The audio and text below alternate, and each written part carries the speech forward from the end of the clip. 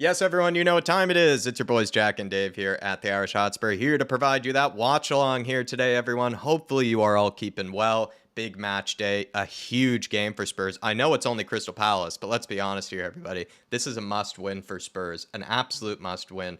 We've been talking about going on a streak. We've been talking about taking ourselves seriously in this top four race. This is one of those games. You just, it's not maybe the most glamorous of opponents or anything like that, but it is just a must win for Spurs. Don't really care what's in front of us here. We have to win today because if we want to take ourselves seriously and if we want to really push for really, achieve and really overachieve this season, there's an opportunity to overachieve this season. This is one of those games that you have to take seriously. Also off of the back of what was a home defeat last time out. You think that the players will make up for that or at least come out the gates fast, come out the gates strong. Let's hope for a convincing win. I'd just take any win in general, but appreciate you guys for all tuning in. Dave, how are you? Yeah, Jacko, I'm good, my man. I'm pumped today. I'm ready to go. 2 weeks no football. I don't like it, to be brutally honest. But look, I'm with you, Jack. Today is a must-win. 5 points behind Aston Villa, who's sitting fourth. They play at half 5 tonight. Playing Luton. Hopefully, Luton could do us a favour. But reality, we don't want to be relying on other teams. But we're 5 points behind Aston Villa as it stands. We have to win today, especially with playing them away at theirs next week. If we don't get over the line today and we don't win, I do think it kills, a lot of fans' momentum. I think they'll be resigned to getting a Europa League spot, Europa Conference League spot, which we've got a good buffer. So even if we go on a poor run, we still should have enough points in the bag to see that through. But not only do I just want to scrape over the line, Jack, today, I think the manner of performance is very, very important. And the reason why I say that is if you scrape over the line today, you go into the Aston Villa with hope. You dominate today. You go into the Aston Villa expecting. And I think, I think that's the big difference to me. Especially with the runs we have coming up in April, we have to start putting not only performances together but results. But usually when you put performances together, the results follow.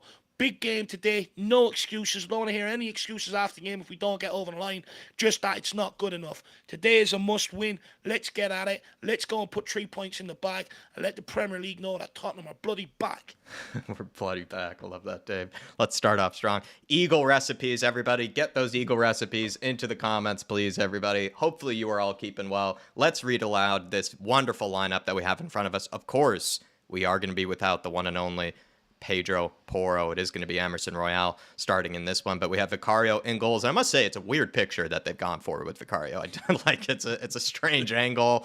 It's like a weird close up. I'm not even sure if he's ready for the photo. Like it's really hard to tell, but they've gone for Big Vic on the photo here. Royale is starting at right back today. Romero and Van de Ven as per usual with Udogie in sort of the other areas of that defense. Basuma number 6 today with Bentancur, so it's not a choice of one or the other.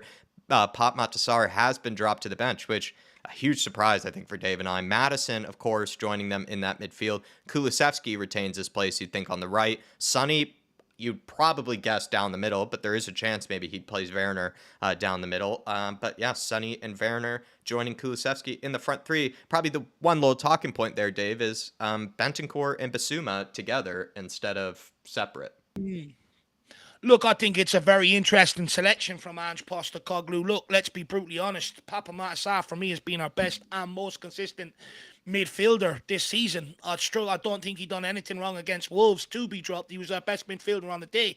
He won 100% of his aerial duels, and he was the only midfielder trying to play key passes. So I don't understand 100% why he's been dropped. There's probably 3 reasons to it. First one, is he carrying a knock or a slight injury? Second one, as Postecoglou gone for a 4-2-3-1 instead of a 4-3-3, would, if you like. Interesting there. Maybe Basuma and Bentancur as the holding midfielders. Give yourself a little bit more protection on the counter, but also, give yourself a bit more maybe fluidity going forward as well. So that'll be very interesting to see if that's the case. Or it'd just be interesting to see if he's brought in Bentancur going with the same system, just basically hoping that Bentancur will maybe bring that little bit more creativity on the edge of the Palace box. But looking at the lineup, for me, it's clear that he's expecting us to sit in their half. Just be interesting to see whether it's a change in formation or whether Bentancur's been brought in for more creativity. Jack, what's your thoughts? It's a tough one for me. Maybe what he's been brought in for is what you're alluding to, more creativity. Pop Matasar, we know, kind of does both sides of things very equally well, right? Where he's not in any way a liability in the creative front. He's not the most creative of the midfielders, but he does know how to move the ball a bit quicker, knows how to also track back, be a really good defensive presence as well, does a lot of the hard yards that other midfielders probably don't. In this game, though, is that really some of those last things that I mentioned there? Is that really that necessary going into this game? I think Spurs are going to be on the ball probably more often than they are going to be defending. So we might need just that bit of extra juice, that bit of extra creativity, that sort of wit on the ball. And Bentancur might have that, being just the more experienced player. Also, last season, think of the goals that he did end up picking up, right? You know, late runs into the box, just sort of was in the right place at the right time, and ended up also being a bit of an aerial presence for us, if I remember too, right? Some of those goals were just simple headers, just rising above his opponent. And some of that maybe, I don't know. Pop Matsar still scored goals this season, so I'm not really trying to put him down in any way, but perhaps Bentancur does add that little bit extra goal threat and creativity than Pop Matsar does right now. Look, I think it's a very interesting decision because, you know, not only is it Papa Matasar going forward, but it's also defensively what he offers us as well. So Bentancur has a big point to prove. Look, let's be brutally honest. Bentancur hasn't been on form since he's returned from injury. I'd question, did we rush him back too soon? And also Basuma hasn't been on form. So a big game for the two of them today. Let's see what they can produce. And hopefully maybe it's a bit of a masterclass. Hopefully we're fluid in possession, like Jack alluded to. Maybe Bentancur can get some late runs into the box. He's got a good shot from the edge of the box, and he's also got a decent pass. Look, I think it's a risk because there's a stat out there I think I brought up ages ago, 4 to 5 games that Papa Matasar has missed. We haven't actually won. That's right. You know, so it's a big risk, but no risk, no reward. So hopefully we get the reward today, Jacko. Let's go. That's the risk ahead of this one, to see if we can actually win a game without Pop Matasar. That's going to be the risk that Postecoglou has gone for. That maybe was a bit unexpected. Good to see so many of you in the house today. Really do appreciate you guys tuning in. Like I said earlier, picking us as your watch-along destination. If you can for us, please smash that like button. Feel free to keep getting in your comments ahead of this game. Really do appreciate all of the members for supporting the channel in an extra way as well. And if you do want to support the channel throughout this stream, feel free to throw in your thoughts on this game with a super chat. But again, so good to see so many wonderful faces, so many regular faces. Val Taylor's in the house saying, why does Ange not give our young ones a chance? Has he not got confidence in his judgment? Looks that way. I think it's something to still a contentious point amongst the Spurs fan base right now when it comes to the youngsters. But aren't they playing today, the under-21s? Yeah. So the under-21s they're playing Everton. I think it's just about finished. I'm not sure what score it ended. It was 1-1 heading into half-time. I know that. So that's why there's no Donnelly, Lancashire, Max Robson, people like that, because they all started for the under-21s today. And it's so good to see the lovely Ellie, just a girl who loves Spurs. Hello, lads. Good Arvo, as they say in Australia. Good day to all of you Aussie followers as well. Big up to Ellie. Thanks for welcoming us in. Thanks for welcoming all the Aussies in as well. Very kind of you. Very generous. Mark is in here. Member of the Mark Army. Tekken's in here as well. Big up to Tekken. Big up, guys. Happy-ish with the lineup. Surprised to see that Sarr was rested. The cockerel has landed to end in the Eagles' party. It's time to Vern them. Storm Mix 90s track. Come on, you Spurs. Great comment, Tekken. Absolutely love Let's it. go. Shawnee Maddox is in here. Good to see you. Game day. Let's go. I'm sufficiently pumped, so I'm just going to predict 7-0 Spurs. A conservative 7-0 from Shawnee Maddox there. Jason Bell's in here. Good to see you, sir. Come on, you Spurs. DJ Batman. DJ Samuel saying, do the Batman. Do the Bartman, he says. And he's doing the Bartman, or maybe he's still enjoying the Stogies or the by the looks of things. And like I said, DJ, back in my Berlin days, would have really been there along with you, enjoying the beers, joined a nice little kickback as well. Big up to you, DJ. Hopefully you're keeping well this weekend. Razor Blazers in here. Paul123, Liston Heinz, King Hoddle, the one and only. Big up to you, King Hoddle. Nothing short of victory will be acceptable today. They are a mid-table team. Denuded of without two of their best players and under a brand new manager. Zero excuses. Come on, you Spurs. Interesting way to put it there, King Hoddle. Leighton Evelyn says, if we don't win today, I'm done for this season. Leighton, I know you keep it real and I know you keep it straight most of the time, so I'm not surprised you're in that category. As you know, I'm the usual sucker, so I'll probably continue to get my hopes up for the rest of the season. But as I introed this in a more serious note, I think this really is a must-win game for Spurs. They have to win this if they really do want to take themselves at all seriously in this sort of run here. Big up to you, Leighton. Appreciate your support as always, my man. Razor Blazers in here. Patrick Duffy, Peter Simons, Jerry's in here. Good to see you, Jerry. Good day, everyone. Let's show no mercy and take these 3 points. Needing a Captain Sonny hat trick for my FPL squad. I actually, just before the games got started today, Jerry, did the same thing. I actually decided to captain Sonny ahead of this one. Already used my triple captaincy, but I would be a bit audacious to think that Sonny, I think, would pick up, a ton of goals in this game. But I definitely need him in my fantasy team because I have been a slippin'. Absolute Bore says no choice but to perform. Big up to the reviewer, Patrick Duffy, Dave H, member of the Dave H Army. Big up Dave and Jack. Hi to all in the chat. Come on, you Spurs, 3 points today. No less. Looper Cal, Prodify, Dreadlock74. Come on, the Yids. I'm expecting a fast start and goal under 10 minutes. P.S. I've been on the beers. I think you should be on the beers, Dreadlock74. It's a Saturday afternoon. It's pretty gray over here, kind of in New York. I wish I was out with you enjoying the beers, my friend. Big up to you, sir. Hopefully you are keeping well. We also have as well Lee Harvey. Appreciate your support as a member as well, Lee Harvey. Afternoon, guys. Hope you're both looking forward to your commentary today. I think we might see a Werner on the dance floor today. Come on, you Spurs. I hope so. Been waiting for it, man. Lee Harvey. Dave has just been practicing all too much. I think he is probably getting a little frustrated with how much he's had to practice without any real game time Werner on the dance floor. And Derek Hutchinson's in here. Good afternoon, Dave Jack. Let's screw this Palace lot into the ground. 4-1 Spurs. Let's smash the Crystal Palace, Derek Hutchinson. And actually, the missus was just telling me that the name Crystal Palace, it's not like a very intimidating name. Now, is it? It kind of sounds like something, you just throw a rock at, it just sort of shatter, to the ground or something like that. But I don't know. It just seems like if you're not really the most intimidating of, of places or names, whereas Tottenham, it does sound like a bit more intimidating, a bit more kind of a bit more character to it. So Crystal Palace, send them back to where they came from. Big up to Shemtan. Appreciate your support, Shemtan. Fitness Samurai, great name. Lee Nary's in here as well. Swim Master, the one and only. Iceman, appreciate your support as well, you lovely member. Everton, 2-1 up in the 74th minute. Oh, yeah, that I was like, the games haven't started yet. I was like, what's going on here? But the other Everton game. Yeah, the under-21s, the under-21s.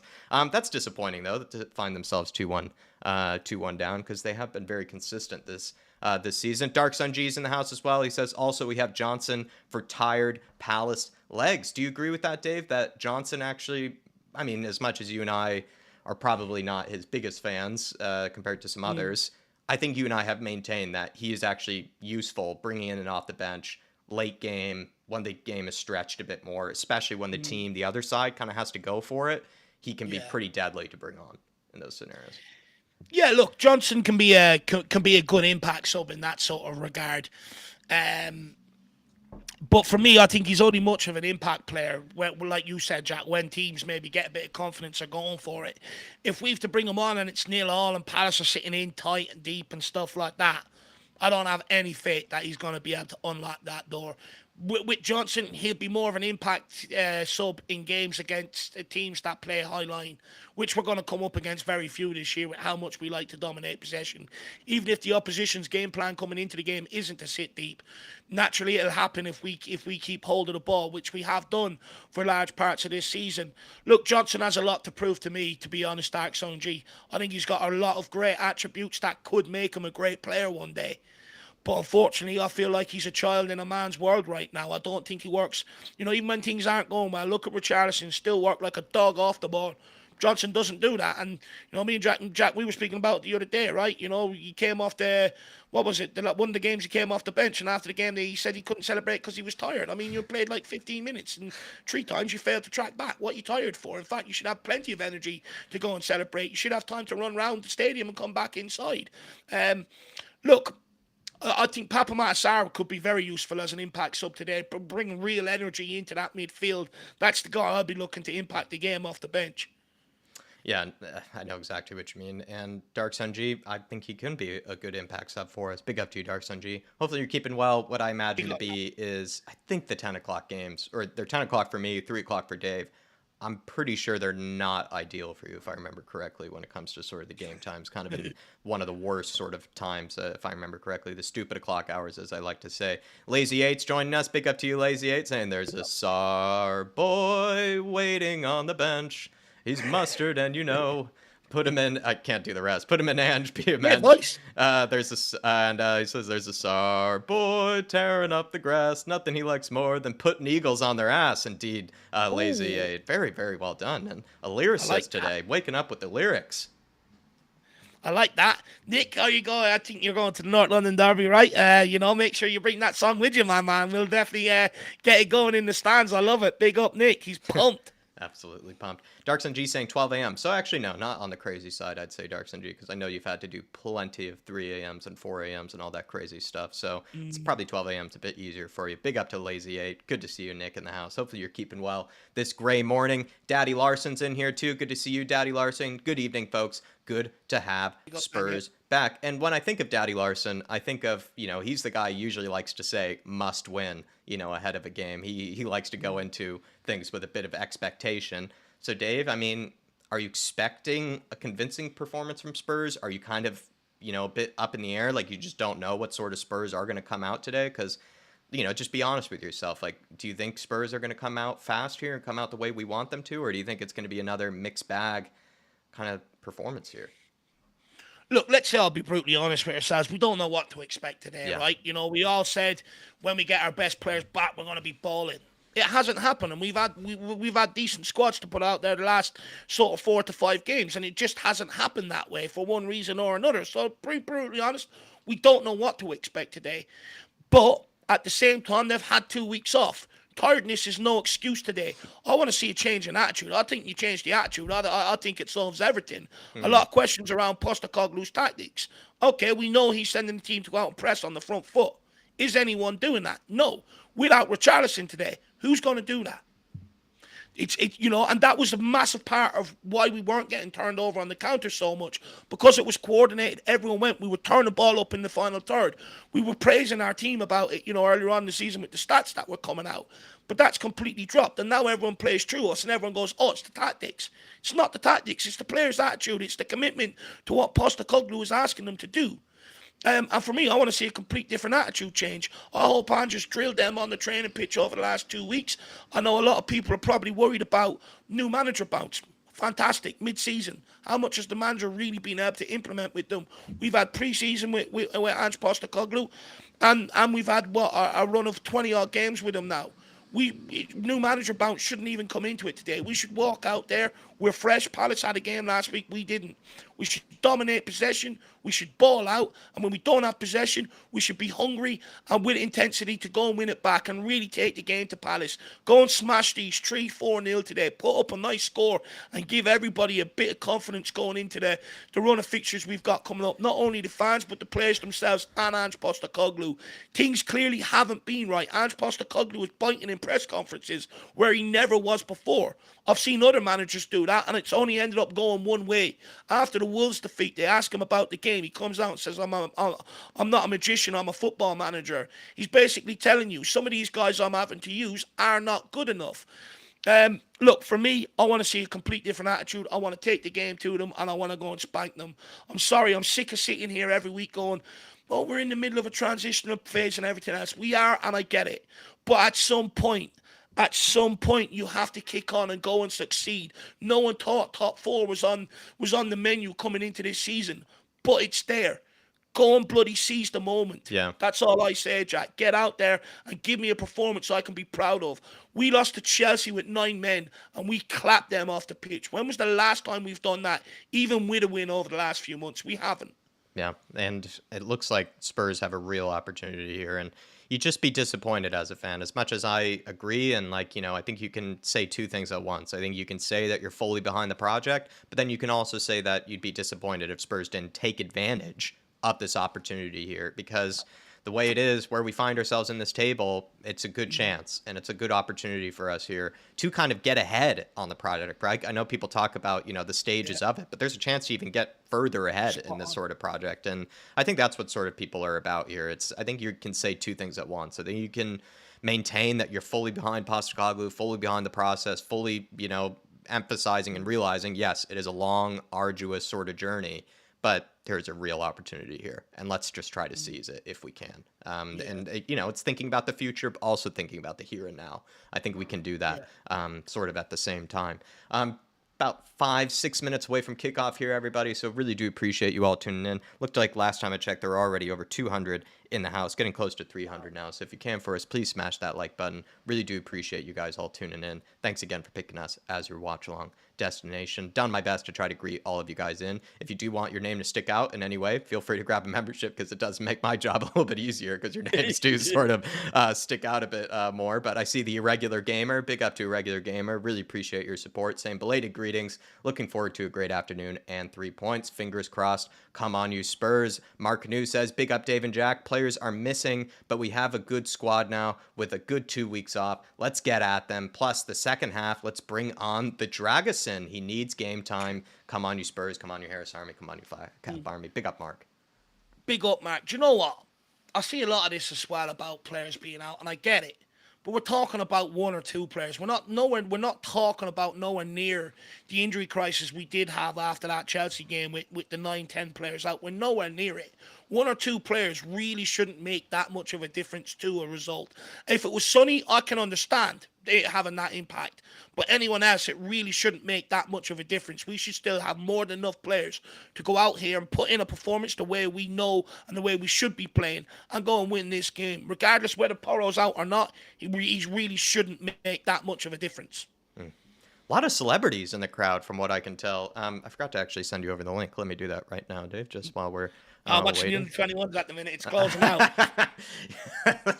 He's multitasking. Yeah, it's not the other game he's more concerned about until this one gets started here. Ahead of this game, just quickly, Daniel Larson, appreciate you celebrating 22 months as a fan show member. And he says, keep forgetting about this. Yeah, man, please use those milestones, my friend. And Daniel Larson, just want to say, in all seriousness, thank you for supporting us for as long as you have, coming on the fan shows when you can. You're an absolute regular of this channel, and we do appreciate you. There's been lots of bumps, lots of roller coasters when it comes to supporting this team, and I feel like you've been with us for a very long time, so we do appreciate you, Daniel. And hopefully you're having a good weekend so far, my man, and maybe not too bogged down with work or anything like that, and life's treating you okay. Big up to you, Daniel. Yeah, big up, Daniel, my man. Hopefully we can get the win for you today, lad. I really appreciate the longevity of the service, my man. And hopefully I'll see you on Monday for a discussion. Big up, Daniel. And looks like we already have a Crystal Palace fan in the chat as well joining us. Looks like he's going to be a regular, or at least tuning in for this one. So please, everybody, feel free to, give him the warmest Irish Hotspur welcoming as you'd like to do. The Trumpet Man, Dave, or is it going to be the Drum Man? The Trumpet Man versus the Drum Man ahead of this one. Crystal Palace do have a drummer, but we have a trumpeter. How will they compete? Look, I'll give that Palace fan the credit. He's consistent, 90 minutes every game of the season, win or lose. He's a hard one to beat. However, if anyone's ever heard that song, Mr. Saxman, or whatever it's called, where the guy's playing the trumpet, a bit of beautiful music, we get our guy doing that. I think he wins hands down, Jacko. But look, I do like, the trying to boost the pre-match atmosphere and stuff like that. I also think if we were winning games more consistently, that would probably help too. I think, probably would be, but just that's how it is, right? Like, if you've been winning a lot, you kind of go into games then expecting to win. Whereas if you haven't been winning a lot of recent, it is hard to actually have a real sort of positive sort of convinced energy that, we are gonna be the victors today. And yeah, I even asked you earlier, right? Like, let's be serious. Like, are you actually expecting Spurs to deliver what we've been kind of hyping them up to do this whole day, right? They should come out the gates fast. They should go for a convincing win. This is a must win. All these things that we're sort of praying into existence or willing into existence, like, this team really has to show up and do that. So there's no more excuses left for it, Jack. There is none. Everyone's back, bar Porro and stuff like that. They've had a break, so you can't be tired. There's no excuses left for them today. Eberiche, everybody, let us know if you have a choice between him and Pedro Neto. Last time, right, we came up against the other winger that Spurs have been heavily linked with for this summer, Pedro Neto, who had a terrific game against us.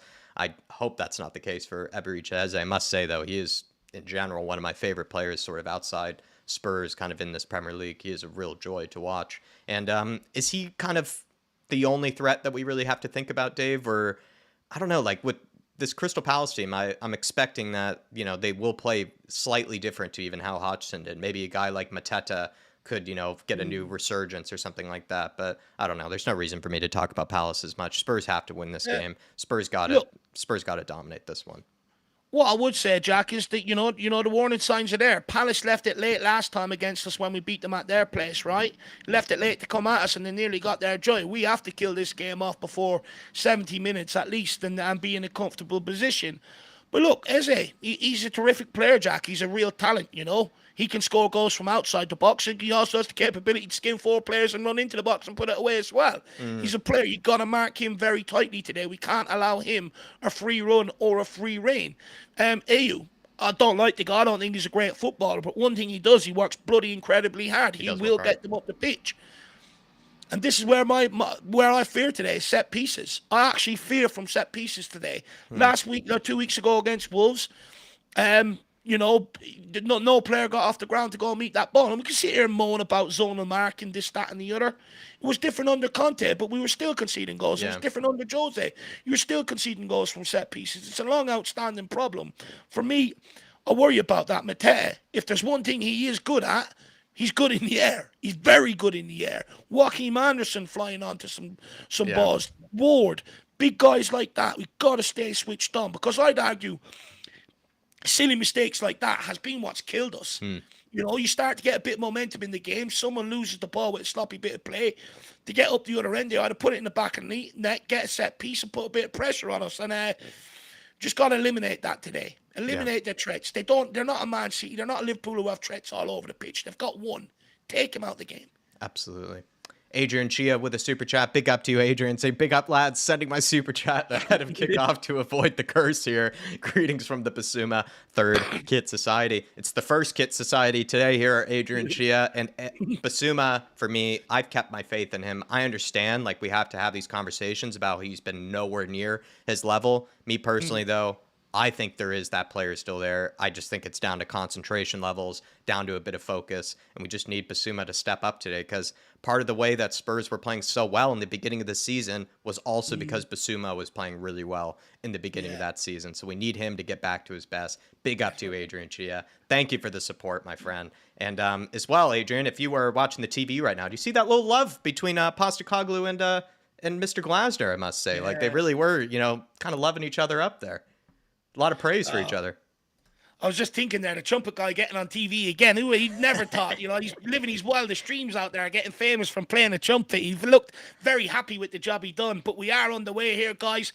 If you do enjoy everything we do here with them, watch along on the match days and stuff like that, please smash that like button. It really helps. If you're new, smash that subscribe button. And guys, feel free, to throw in your comments, questions, or that during as the game goes on. And if you really want to double down and show next level support, feel free to grab a membership or throw in a super chat. But Tottenham are on the way here in possession of Dozy to Bentancur over to Basuma. So it looks like Bentancur is dropping in the deeper role, with Basuma actually playing Papa Matasar's role, is the way we look like we're starting off right now, Jack. Yeah, by the looks of things, maybe they will look to cover each other more kind of in possession as well as out of possession, Basuma and Bentancur. So poor Kulusevski. Oh, good coverage from Kulu. Tried to switch play, across the box, actually, to Werner. If he was able to place that pass, Werner would have been in a good position. I would have shot. I would have looked up, seen Werner, and said, no, I'm shooting. Yeah, he's already pulled off an absolute worldie before Kulusevski grabbed that goal out of nowhere. But Palace, right, everybody, they are going to be in a back three, too. It looks to be like a 3-4-3 kind of situation maybe for them. And they're trying to play in behind here, but Romero easily cleans it up. And we've gone back to Vicario. Size of it, he's bloody huge. He is. I'd not like to see him in a back alley. He was very good at Mainz, actually, back in the day, a long, long time ago in the Bundesliga, when I was watching the Bundesliga even more than I usually do. I actually liked him at Mainz, but he's not really... I'd say maybe he could have a resurgence under Glasner, but let's hope it's not today. Romero finds a nice pass into Kulusevski, holds it up here. Kulu gives it away, though. It's maybe not the cleanest of starts from Kulu on the ball. Kulu plays back to Mo. Switch it. Romero onto Van de Ven. Let's get going. Dogie. Come on, boys. Spurs, playing narrow at the moment. Sonny dropping out the striker position to receive that. What are the bloody midfielders doing if he has to come out that far? Jesus Christ. Starting already. Sonny dropping deeper than the two midfielders are right in front of the center backs. Yeah. You see that? Madison, here we go. Outside of the foot to Werner, but it's behind him. Werner recovers. Well done, Werner. That'll do. Well done, Werner. Come on, Spurs. I feel like Werner needs a change in hairstyle. I think that might help him.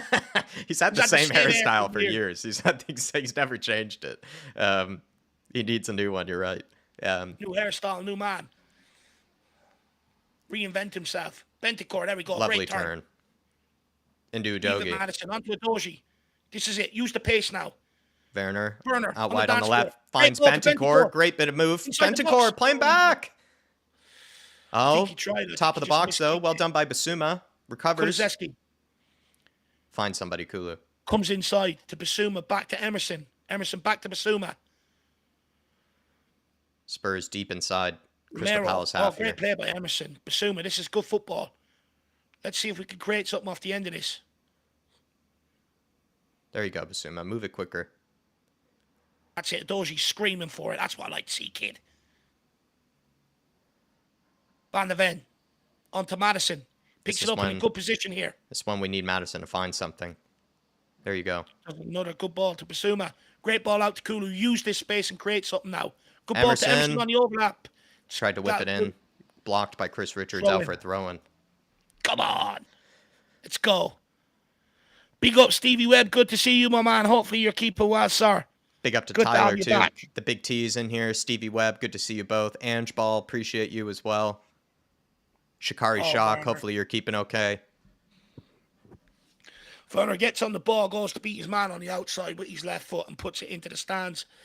Not good from Timo Werner. Come on, Werner, you're better than that. But guys, you know, so many of us here week in, week out, we should start being like the mafia, start calling ourselves the family. One Don to another.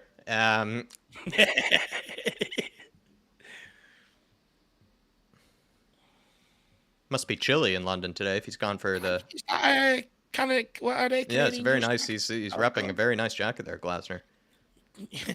You know someone's a drug dealer over here when they're wearing one of them. They're like a couple of grand a pop, them, aren't they not? Well, I mean... Over here they are.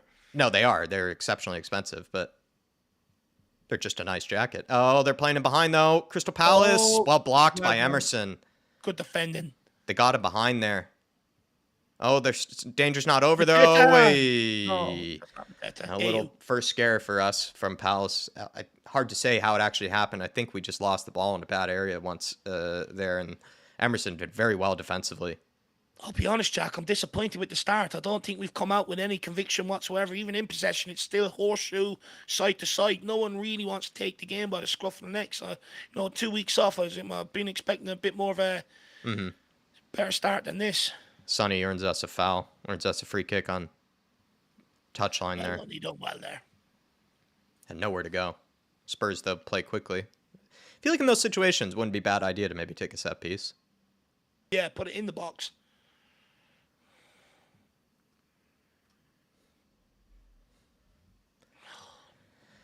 We're doing it again. We're doing it again today. Very narrow as well. They're not going to come out and chase you. It's up to you to break them down. This is the way they've always set up. They don't want to come out and pressurize. Passing is also not very... No, it's not accurate. Van de Ven. If they get sucked into another 45 minutes of this bollocks, I'm going to go mad. What have they learned over the 2 weeks? Oh, given away by Romero. Set up against Van de Ven. This is a good race here. Well done, Mickey. Well done, Mickey. Lovely play by Mick. He absolutely bullied him, caught up to him, everything there. He's limping out of the challenge, though. You hope it's just something that he got stuck. Here we go. Destiny. This is more like it, kid. Well done. He's ran half the pitch here. Good ball. Across the blocks, over Kulusevski's head. Eze gets back there. Good defending. Good covery run. Corner kick. Yes. Good pressure by Kulu. Great pressure by Kulu. Come on, Spurs. Put this on right on Romero's noggin. Rom bomb. I hope Mickey Van de Ven was limping out of that challenge. He still seems to be. Oh, jeez, I hope not. It looked like an unorthodox method of stopping it, but it was brilliant. Great defending by Van de Ven. Should have patted him on the way by him. Oh, yeah, he's still limping.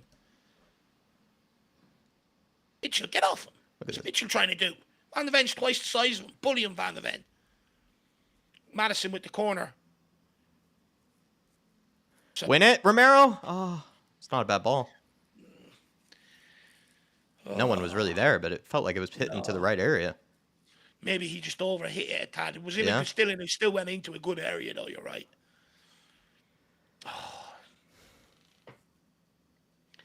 Everything is so slow again. Yeah. Bentancur, just do it. You don't need 10 more touches to do it. Onto Van de Ven. Onto Basuma. How many more times are we going to keep saying this? To Romero. I think it might be one of those games, Dave, again, because this is what Crystal Palace want.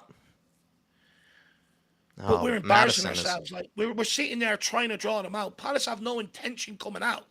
When are they going to get to grips with it and go, okay, the onus is on us to go and beat players, spray balls around and try and make something happen. Not this horseshoe crap, side to side to side across the back line of midfield. 2 weeks to work on a game plan. Go and bloody execute it. Udogie That's plays. better by Udogie. Good More idea risk, from I Udogie. don't mind. I Yeah, like these are the risks, exactly what Udogie has done there that we should be doing more often. Chopped liver with a super sticker. Appreciate you, chopped liver, and it's one of my favorites. It's the twirl, Dave. Spinning himself off the computer chair. You want to be careful, my man. Can't do it in this one because I think I might knock everything over here, everybody. But so I'm not going to try it, chopped liver. If we score 4 today, we'll get Jack to try it. It'll be worth the risk. If we grab the first goal, definitely going for that 360 there, chopped liver. If we do grab that first goal, big up to you, man. I like that super sticker. It's actually. It just reminds you of the benefit of having a rotating chair, right? You know, just get to do 360s on repeat. Big up to you. Really appreciate you, my man. If we do win today to celebrate chopped liver, and I think DJ Samuel used it before, the two of you got to sit in your chair and spin yourselves till you fall off it. Make yourselves dizzy. Big up to Ribsy85 as well. down. Big up to Welsh Gal in the house, too. Really do appreciate you guys tuning in. And Mickey Van de Ven already out here. This isn't good, everybody. This is not good. No, he's struggling. Just take him off. He's struggling. I think he's saying to them he's gone. Is it Not good. ankle? Yeah, I think it's his shin. I think he was holding. Could be his ankle though. That looks like where the physios. I was going to say playing with him. Probably wrong choice of words, but trying to attend to him. Pedro Porro and Richarlison staring through the camera. They look concerned. They do look concerned. I wonder. Jorgensen. This is what he's for. He's probably going to come in. This is his minutes. He'll get his opportunity. Still not moving freely. I don't like that. No, he's not at all. I'm hoping it's just a dead leg, Jacko. That's what it looked like to me in the nature of the challenge. It looked like his leg just got stuck and then is a little sore afterwards. It's not like he really did anything all that wrong. Could have just twisted it kind of badly. But he does look to be in pain. Yeah, he's on his ankle. You're right. That's where he's spraying. Not good. Appreciate your support, Chopped Liver. Thank you for the super chat, and also big up Chopped Liver. good to see Welsh Bringing Gal. a bit of joy. Good to see Where there Welsh has Gal been as none well. So far. And Ribs Big up 85. Welshie. What IPAs are in the fridge, Welshie?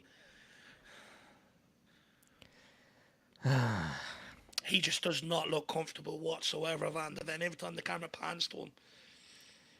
That's it, Sonny. There we go. Great pressing. Force Palace to go long. Oh, why are you letting it bounce, Welshie. Udogie? You can't let it bounce there. No, oh no, he slips a swab. Oh, Oh, he Lord. barrels him He paid over. the price It's for poor letting it from him. bounce, Jack. You're right. Why are you Paid letting the that price for bounce? letting it bounce. Wasn't even aware. Just creating our own problems here. Palace now a free opportunity to put the ball in the box. Not a great start from Spurs. Come on, Spurs. Better than this. Just Like, it's slow sad that again. we're 11 minutes in and Adogie's the only one that's tried to play a true ball. Yeah, he's been by far the most progressive and the most positive on the ball, Udogie. But once again, yeah, Spurs just this lackluster, slow, lethargic kind of start, really. It's more in possession, really, right? It's not out of possession. It's actually more in possession that we're just like taking our sweet time, and we just love to. Even sometimes the way we're even hitting these passes, we're under hitting a lot of these passes. We're not even like zipping it about, right? The players are having to readjust themselves to try and get grips of it as well. You know, you're right. Some of them aren't even accurate. There was one played by Romero, or Romero, only had to go 10 yards back to get it. Shocking. Palace with the free kick here, though. AU with the delivery. Oh, Oh no, no! it's a shot. It's cleared. Oh, It comes off a Spurs player, and then I think who's that? Adam Morton has a shot then on goals. The guy, by the way, actually, we were linked with him, a number of times. That Adam Morton guy, he's playing for Palace in their midfield now. The guy from Blackburn. It's a poor delivery. Mateta has a shot. It's a good block by Emerson actually, and then Morton sends that one yeah, he down did to get the a. Emirates. He actually got a shot off Mateta. He got a clean strike Great on. block by Emerson. How have we not cleared that as well? Like it's just Shocking. It was a shit not even a great ball in. Yeah. Shocking. It's again similar to that Wolves game where somebody just take responsibility. Good pass from Emerson. Madison gives it away. Madison. Eze. Well done, Madison great. and Emerson. Well Well done, the two of them. Kulu on the press. Now Sonny going full throttle after the goalkeeper. It's spanked long. Well done, Romero. Absolutely bullies Mateta. Basuma picks it up. Adoji Great touch from Basuma. using the space down the left-hand side. I like this. And Werner slows it down and fucking comes back. It's often like it seems like these wingers too are not ready to receive it and run at their man straight away. Like they're receiving it on the back foot every time and then forced to go backwards. But they should try to position themselves. It feels like a bit better to receive it in the way that they want to, so that they can get running at their man. It's body positioning, I think, is some of it. I'd be surprised if there's a Crystal Palace player that locked to them. Yeah. I just think this game is going to have to require patience because you look at Palace, right? They're blocking up the midfield. They're allowing us out wide. We know we're going to have to use that out wide to try and break them down. However, we don't have anyone we can cross the ball into the box too. Yep. So I think this game is just going to require a long day at the office and a lot of patience, Jacko. Yeah, it's going to be. It is going to be the patience word today. I think you're right, and we didn't want that. I think we wanted us to come out strong, come out fast, but it's not been the case today. So Spurs are going to look to slowly break down this Crystal Palace team, I guess. But that's nice. We're giving a foul on Emerson. Feels like that never happens. Come on, Spurs. Inject a bit of life into this. At least the referee hasn't pissed us off yet. True, actually, true. It's one saving grace. He hasn't turned into John Crooks yet. He's still John Brooks. Bentancur, better to Kulu. Now make something happen. It's a shit ball to Emerson. It's an absolutely useless ball. Drop kick, drop kick Kurt Teacher. Big up to you, sir. Van de Ven is hurt because they switched off. Shake my head. The Van de Ven challenge happened. Oh, top of the box here. Oh, shoot it or play him. One or the other. You got to make your mind up. Got to make your mind up, man. Udogie was inside the penalty area, everyone. He had an easy chance to either square it to Werner or he could have shot it. Just make your mind up, though. You got to choose. Trying to score a perfect goal. Got to choose, man. Can't do either. Well, you just can't do either. He did neither. He didn't shoot or play Werner. He's in such a great position as well. Drop kick, your teacher says Van de Ven is hurt because they switched off. Look, I agree with that. Switched off. We allowed Mateta to, cause a bit of a nuisance. But this is the worries of Doji. Switched off, allowed the ball to bounce. Wasn't aware of AU, gave away a free kick they nearly scored from. Yeah. Madison, good ball into Bentancur. Now keep going forward. That's great. Get there, Sonny. Oh! Keeper goes to clear it, comes back off Sonny and goes out for a goal. Nearly there, Sonny. That's more like it. That's the pace. That's more like it, Jack. That is the pace he has, though. Like, Sonny, it looked like he would not get there, but he nearly does. He nearly does. It was definitely overhit. That was not a great pass from Bentancur. It was the right idea from Bentancur, don't get me wrong, but it was well overhit. Sonny actually nearly gets there, though, crazy enough. Oh, unlucky.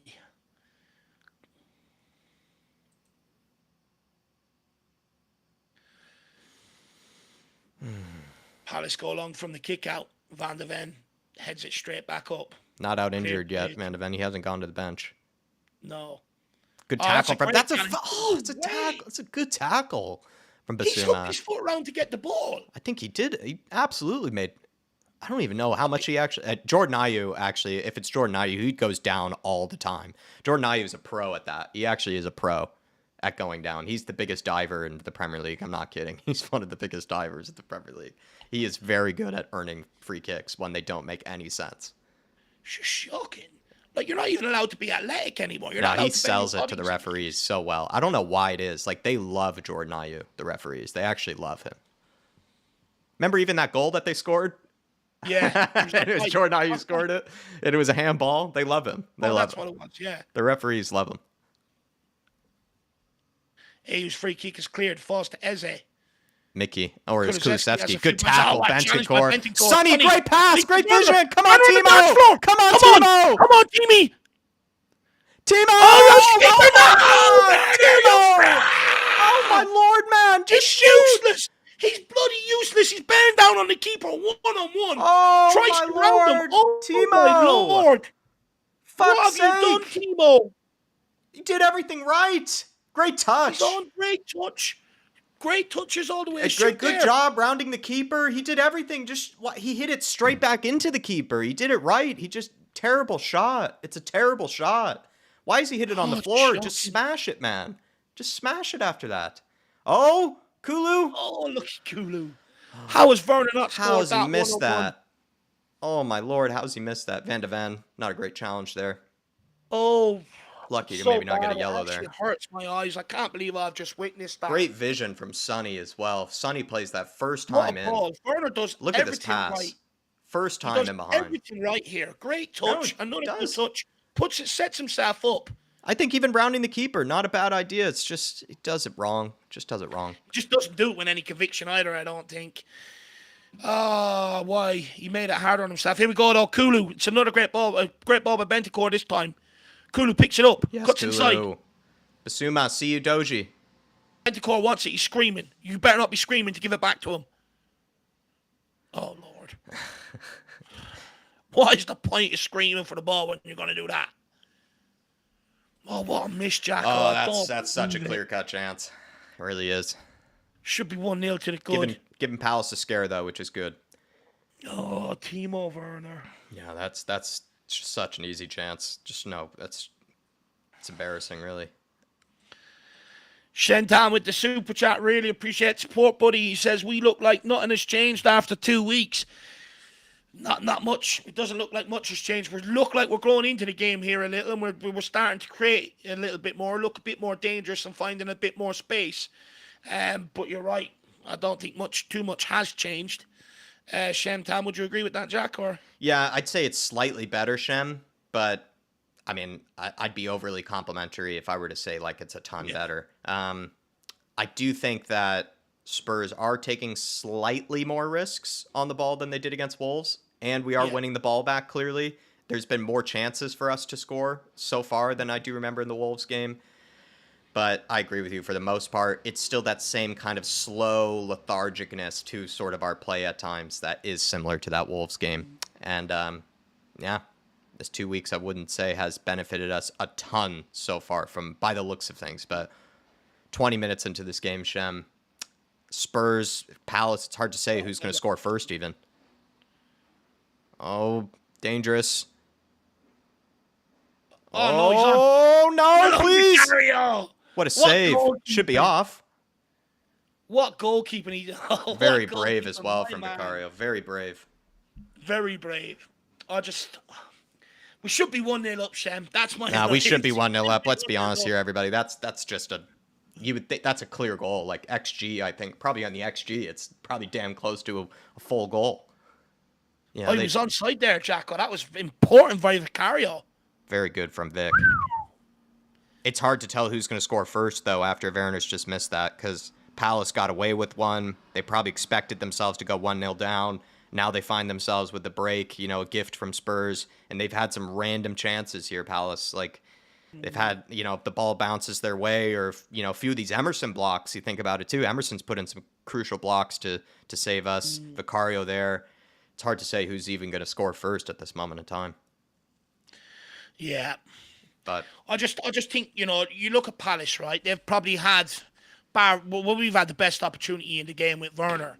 But I'd say Palace look far more threatening with the little possession they've had compared to the amount of possession we've had. And that's my issue with it. Yeah.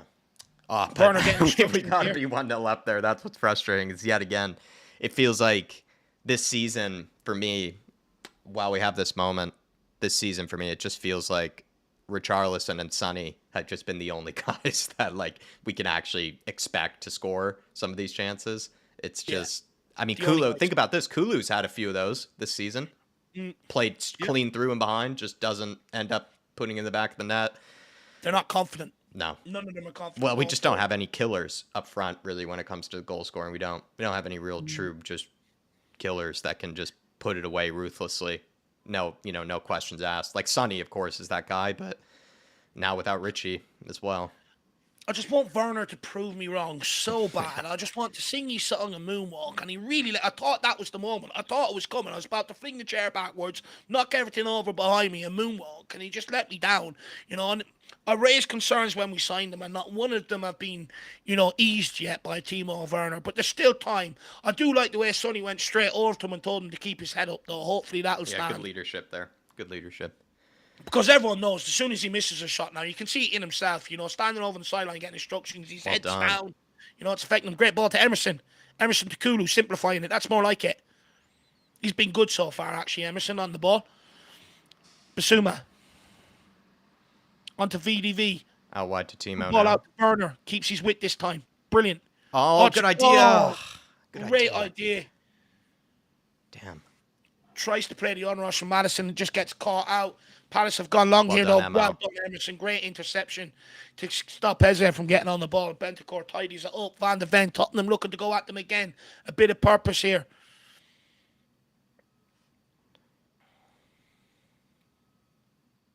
Switch of play to Romero. Give it to Kulu so much earlier. Yeah, please. Yeah, you're right. And with a bit of pace on it. Good ball by... It's all right.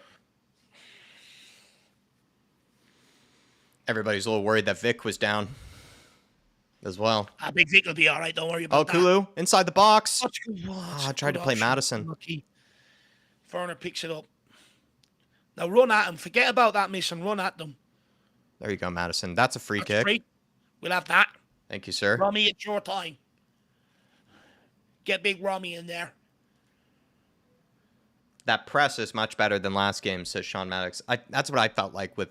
I was trying to say to Shem is one of the little positives I can take is I do feel like the Spurs team have been winning the ball back sooner and also with more kind of intensity than we did against Wolves. I remember Wolves just played through us on so many occasions. Like even when sitting deep, they would have every man inside their own half, and it felt like they still would play through us. Spot on. Madison here with the delivery. Back post. It's not a great ball. It's out for a corner, though. I think it should be at least. It's not a great ball. But come on, Matters. We need you with these Poro. We're missing Poro with these deliveries. Need the Poronator. It's a couple of set-piece deliveries he's had that has been way off. That's it, Sonny. You tell him. Now, Madison, give me one good delivery. Van de Ven, Rombom. You can't miss them. Poro's found them all season long. Can we get a Rombon? It's another shocking delivery. It's to no one. It's actually it's similar to that other one where it's hit over everybody's head. He's just pissing me off. He thinks he's golden bollocks.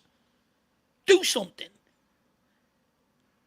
3 set pieces and every single one of them over here. I mean, that's absolutely shocking. Emerson would do better than that. Lolo. Romy. Van de Ven. Madison. Get the ball out. Matters. There you go. Into Sonny. Sonny's dropping deep. Give it back to him. That's it, Doji. He's taking them for a stroll. Sonny. On to Basuma. Again, why do we have to wait 15 hours to give it out wide?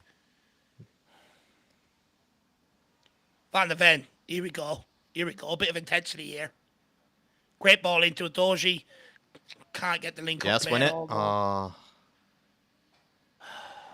Well, Palace right now are more bothered with defending than they are going forward at this stage. They just hoofed that long to relieve themselves.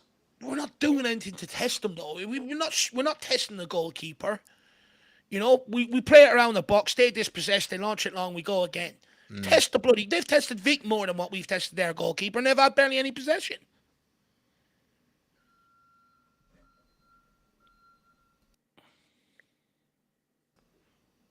Werner to Udogie. Udogie. Well held. Nice. Same Basuma. move as always. Is anyone actually going to do anything with it?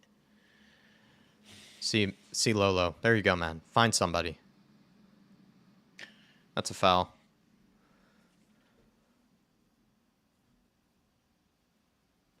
Spurs looking to play quickly out of it, though, again.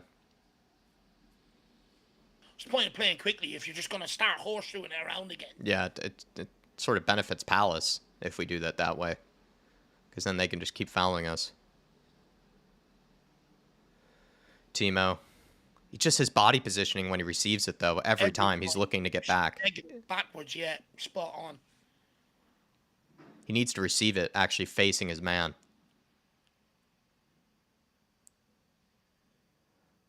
Where's Romero going to go with it? Let me guess. There you go. Nice MO. There we go. That's it. Sonny, nice job. Yeah, man, why is Sonny having to drop all the way past the midfielders? He's having to be Harry Kane and drop all the way to the midfielders. He's having to drop back and start trying to get us going forward. He's getting impatient now. And I don't blame him. I'm getting pissed off watching it myself. This is what I was worried about, Dave. The service, right? Like, I'd rather have Sonny on the ball as often as possible. But here he is. Matters. Play him. Play Sonny. Oh, play Timo, man. Oh, then you got to play Timo there, Sonny. Well done, Matters. Fuck you, referee. Matters has to play him a little sooner, I think, too. He actually had Sonny initially, and then it was too late. No urgency in possession whatsoever to go and score. It's just every time you get the ball, goes out to Werner. You're right, his body shape cuts back inside, automatically sends it backwards. And then Kulu's standing out there, and they have to take 15 touches before they give it to him. It's a slow pass, and all of a sudden, their fullback's on top of him. It's shocking. I also say that Werner, would even with his body positioning, it's just so obvious that he's going to go back inside that, or go back where he came from. He has to work on that because he needs to realize he does need to take it past his man. He can't just continue to do it the way he has been. It's actually embarrassing, though, Jack, that Son is having to drop out to just try and get us going forward, just to try and spark something. He's had to do it on a couple of occasions. It's actually embarrassing. I think him and Udogie. Madison, if he doesn't attempt anything before halftime, I want him hauled off at halftime. I'm sorry, I'm not watching this anymore. He's paid to feed people, and he's fucking doing nothing. Romero gives it away. Patetza. Well done, Rambam. Oh, good defended. Slips. No, clear, please. Top of the box for Palace. Oh, no, they played through us. Good save from Vicario. Or he's offside, maybe. But that was close. Nearly played through us there. What a save. I'd say Udogie and Sonny have been the only guys actually attempting anything on the ball. Yeah. This game. Yeah, he's well off. I mean, would you agree? It's the only things I can actually remember of any sort of chances created or guys actually trying to make something happen on their own, Sonny and Udogie for me so far. No, I completely agree, Jack. You look at Udogie, when he gets the ball, at least he gets on the ball with purpose, right? He tries to drive forward. But unfortunately, when he's driving forward with the ball, Werner's running towards him looking for it. What good is that? Yeah. It's none. He should be running off of Udogie or making a run inside and leaving that space for Udogie to power into. He's clogging it up. Son, he's having to drop right out of centre forward, back into the deepest midfield position to try and do a few 1-2s to get things going because everyone else is happy just to go, no, you make something happen. No, you make something happen.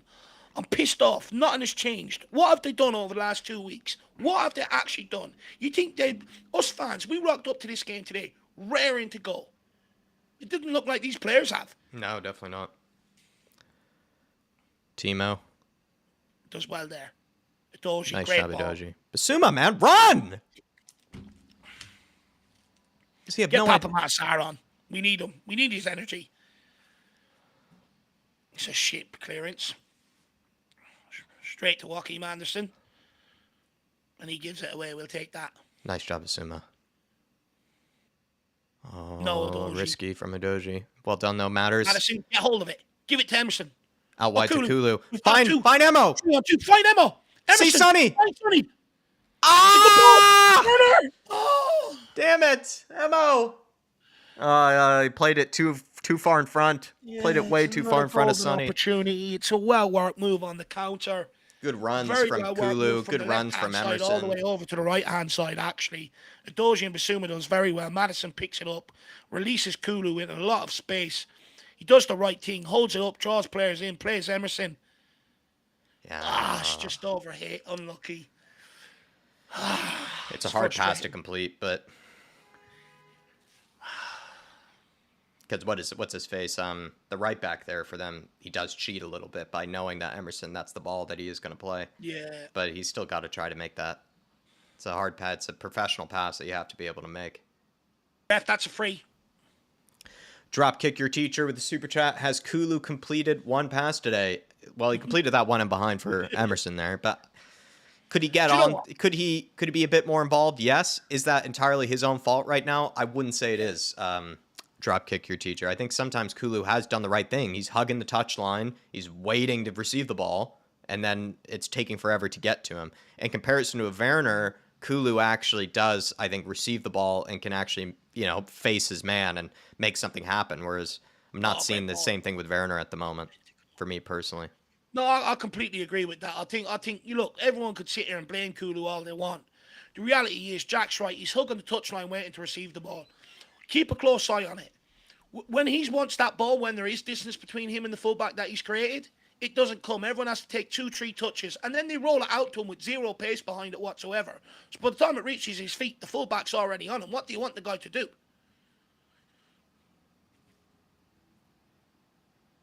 Nice, Kulu.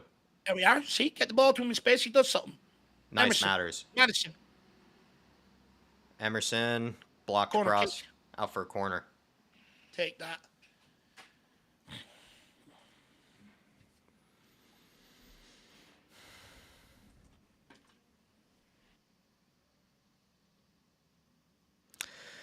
I need a better delivery from Madison here, everyone. He's not had the best of deliveries. Much better from Spurs, though, in that last little spell. They've had good little passages of play. Just still need a bit more. It's a better ball. Oh, good effort. Who's Bentancur. Bentancur? Yeah, Bentancur. Get it straight out. Romero.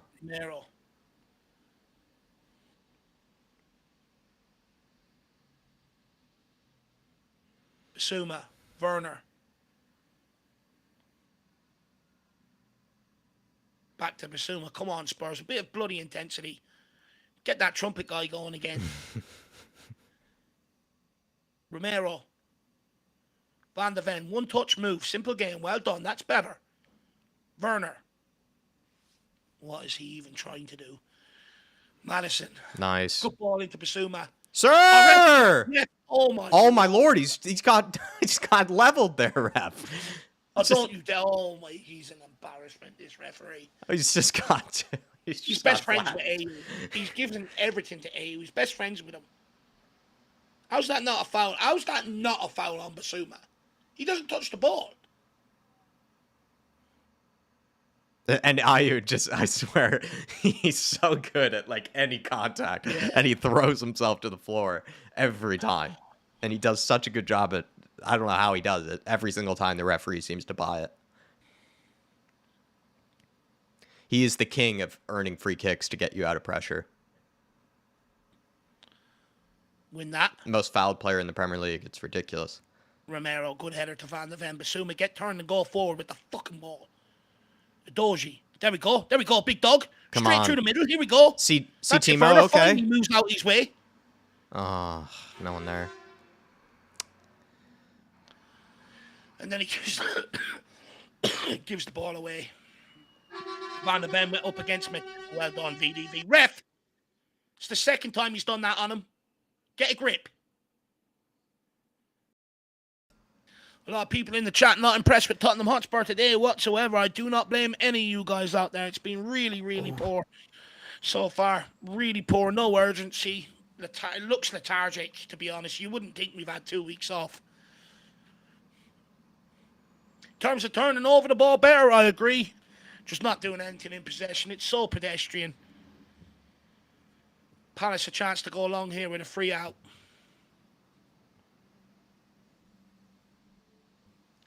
Smashes it long towards Eze. Wins the header.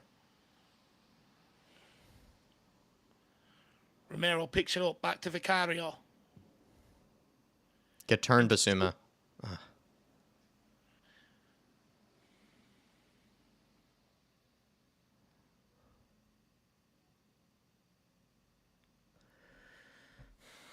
Basuma. No That's matters. better into Madison. Bentancur. Good ball outright to Kulu. Emerson go on the overlap. Well done. Good ball by Kulu into Sonny. Or in the matters, yeah. Good pass. Gets Just bullied off. hard one to control. Good defending by Anderson there. Romero, let's go again. A bit 8 of minutes intensity here. now. Go straight back at them. A bit of intensity. Actually make their backline work. Kulu. Kulu coming all the way across to go fucking backwards. Oh, Mickey. Oh, It's Mickey, not very play bad. that pass to Basuma, man. Use him. He's done He's well not to get very out of pressure. handling the physicality of Mateta today, actually. Yeah, he has. Just put himself under needless pressure there. Sonny dropping deep again. Plays Mickey Van de Ven. May as well just take Son out of centre forward today, put someone else up there and let him be the creator. Matters. Play Kulu, man.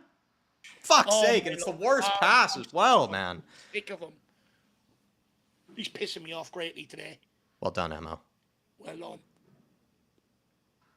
Great defending on Mitchell there. Good pass now, Matters. ball There you from go. Much Madison. better. Werner Burnham. There you go. Finally, man. Left Good ball, footed. Madison. Into Matters. Just shoot. Shoot, Madison. Just shoot, lads. Why do we hate you shooting screaming? it? Look Why at do we Madison. just hate it? We hate shooting. Oh. Shoot. Right there. Shoot there. Shoot there. Oh, it's embarrassing. Oh, Sonny's going ballistic at him. He's dead right. this whole team, man, just hates shooting other than Sonny and Richie. They just all hate Try and scoring. walk the ball in. They just all want No, someone you don't else to shoot, you shoot don't for score. them. They all want someone else to shoot for them. Even Werner had a one-on-one and a chance to shoot and he chose not to. Madison. Poor delivery yet again. Another shit delivery. Doji. No, we have to wait for everyone else to get back in position before we pass it. Basuma.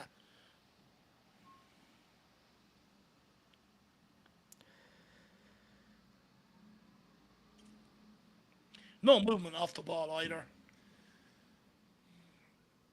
Ball out to Kulu. Well done, Kulu. Good one. Good ball into Romero. What can Romero do? He does very well here. Gets the ball in. No one anticipating it.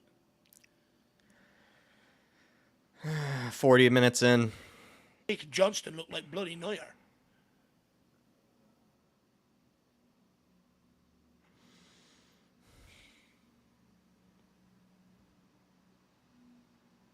Sonny on the press again. We've a lot to talk about at halftime.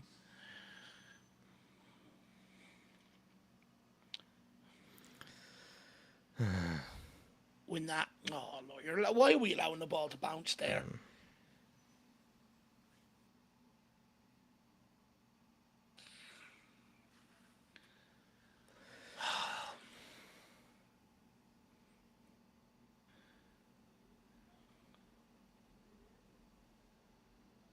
Crystal Palace working down the right side here, and they are in a corner.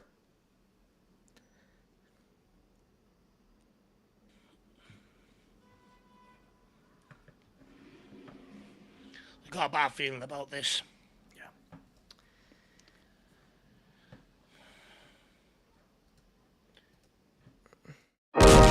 Jordan Ayew, what's his delivery like?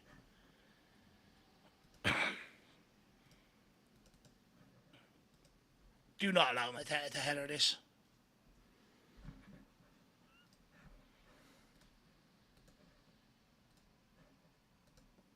It's a shit delivery by Ayew. We got away with that.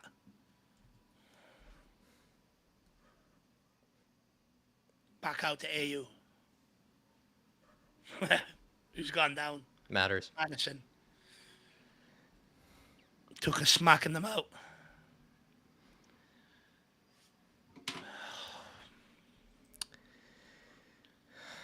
Just very same old from Spurs. A lot of the same problems sort of still coming up, even recent. The finishing. So bad. How have Palace had more shots than us this game? That is shocking. That's actually disgusting.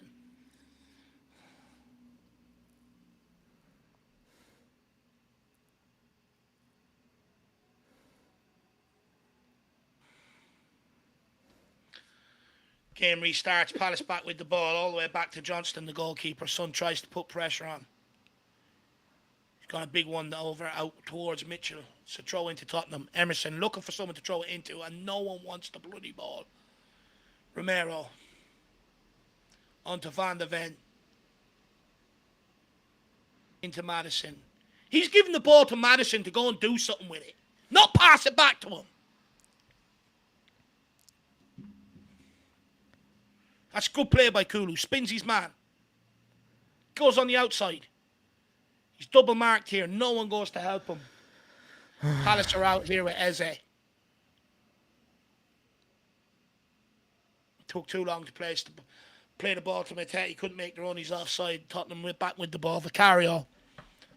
Van der Ven. How many times have we said this today? Maddison. Bissouma.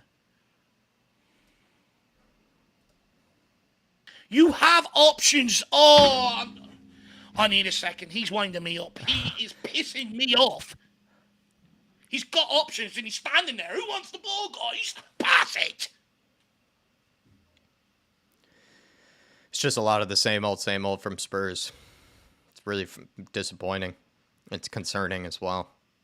What's that video where the manager walks around at halftime and smacks every single one of them in the face? Wake them up. Sick of this now. I'm absolutely fed up of it. Everyone passing options there and they're standing there looking at them. Do you want the ball? Do you not want the ball? Fucking give them the ball. You know, passing it around Palace side to side. You don't shoot, you don't score. It's just seriously. Nice ball in behind for Werner. Come on, Timo. Oh, is he off? Is he off? Wow. He needs to come off. Yeah, he needs to come off as well. Timo, it's just take him off. Honestly, I'm torn between Bissouma and Maddison to come off as well. I'm not being smart, but they're just not doing it for me. I'm also, this might sound dumb. At this stage, I really don't get what Werner is doing that would be that much better than what Brian Hill could offer right off of the bench. That's what I don't understand. Like, if Brian Hill, if he gets played in behind, I don't think he's a great finisher either. But at this stage, all we needed is just somebody to finish a basic chance, a basic one-on-one, and then also when to receive the ball on the half turn to try, or not in the half turn, just to receive the ball and face their man and take them on and actually get us up the pitch. He hasn't been able to do that either. The basics of wing play, I think, is what we're asking for from Werner. He's not really doing any of it. I'd think about bringing on Johnson or Hill, preferably Hill, since it's on the left-hand side anyway. I don't want to see Johnson. What's he going to do? He's going to do the same as Werner. And, yeah, I have frustrations as well with Maddison once again. It's just, he's supposed to be the chief creator in this team, but you wouldn't even, if you didn't know anything about Spurs, you wouldn't be able to tell. But you look at them now, you wouldn't be able to tell he's supposed to be the best creator in this team. This is what pisses me off, right? The stoppage board has gone up. Now they're playing with any bit of intensity because they know they're going to get a rollicking at half time. Why did they have to wait for that? Now we have a shot. Oh, that's a shocking shit. What are you doing, Bentancur? That's the time we choose to shoot. That's the time we choose to shoot. Because the added time board has gone up. They know what's coming at half time. They know what's coming. That's why they're trying to do something now. It's too late. They've had 46 minutes of pissing about. It's all fake. I do not buy into it. I can see right through what they're doing. They know the manager will make subs at halftime. They know he's going to go through them for a shortcut. All of a sudden, let's pretend we care. Piss off. Sick of it. Also, as well, we have over 80% possession. And I'd say Crystal Palace, apart from the Werner chance, they've had more shots and have had probably the better chances. The two chances I can think of are probably Emerson's with Sonny, Werner's, and then probably that Maddison one. But what's stupid about Spurs is that we can't even get a shot off at some of these situations, which is crazy. That's like, these are clear-cut chances at times, and Spurs can't even get a shot off.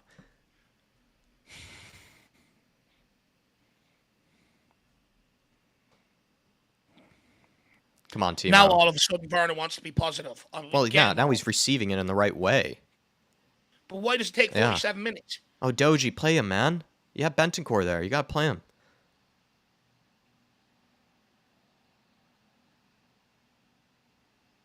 Kulu, out wide to Emo now.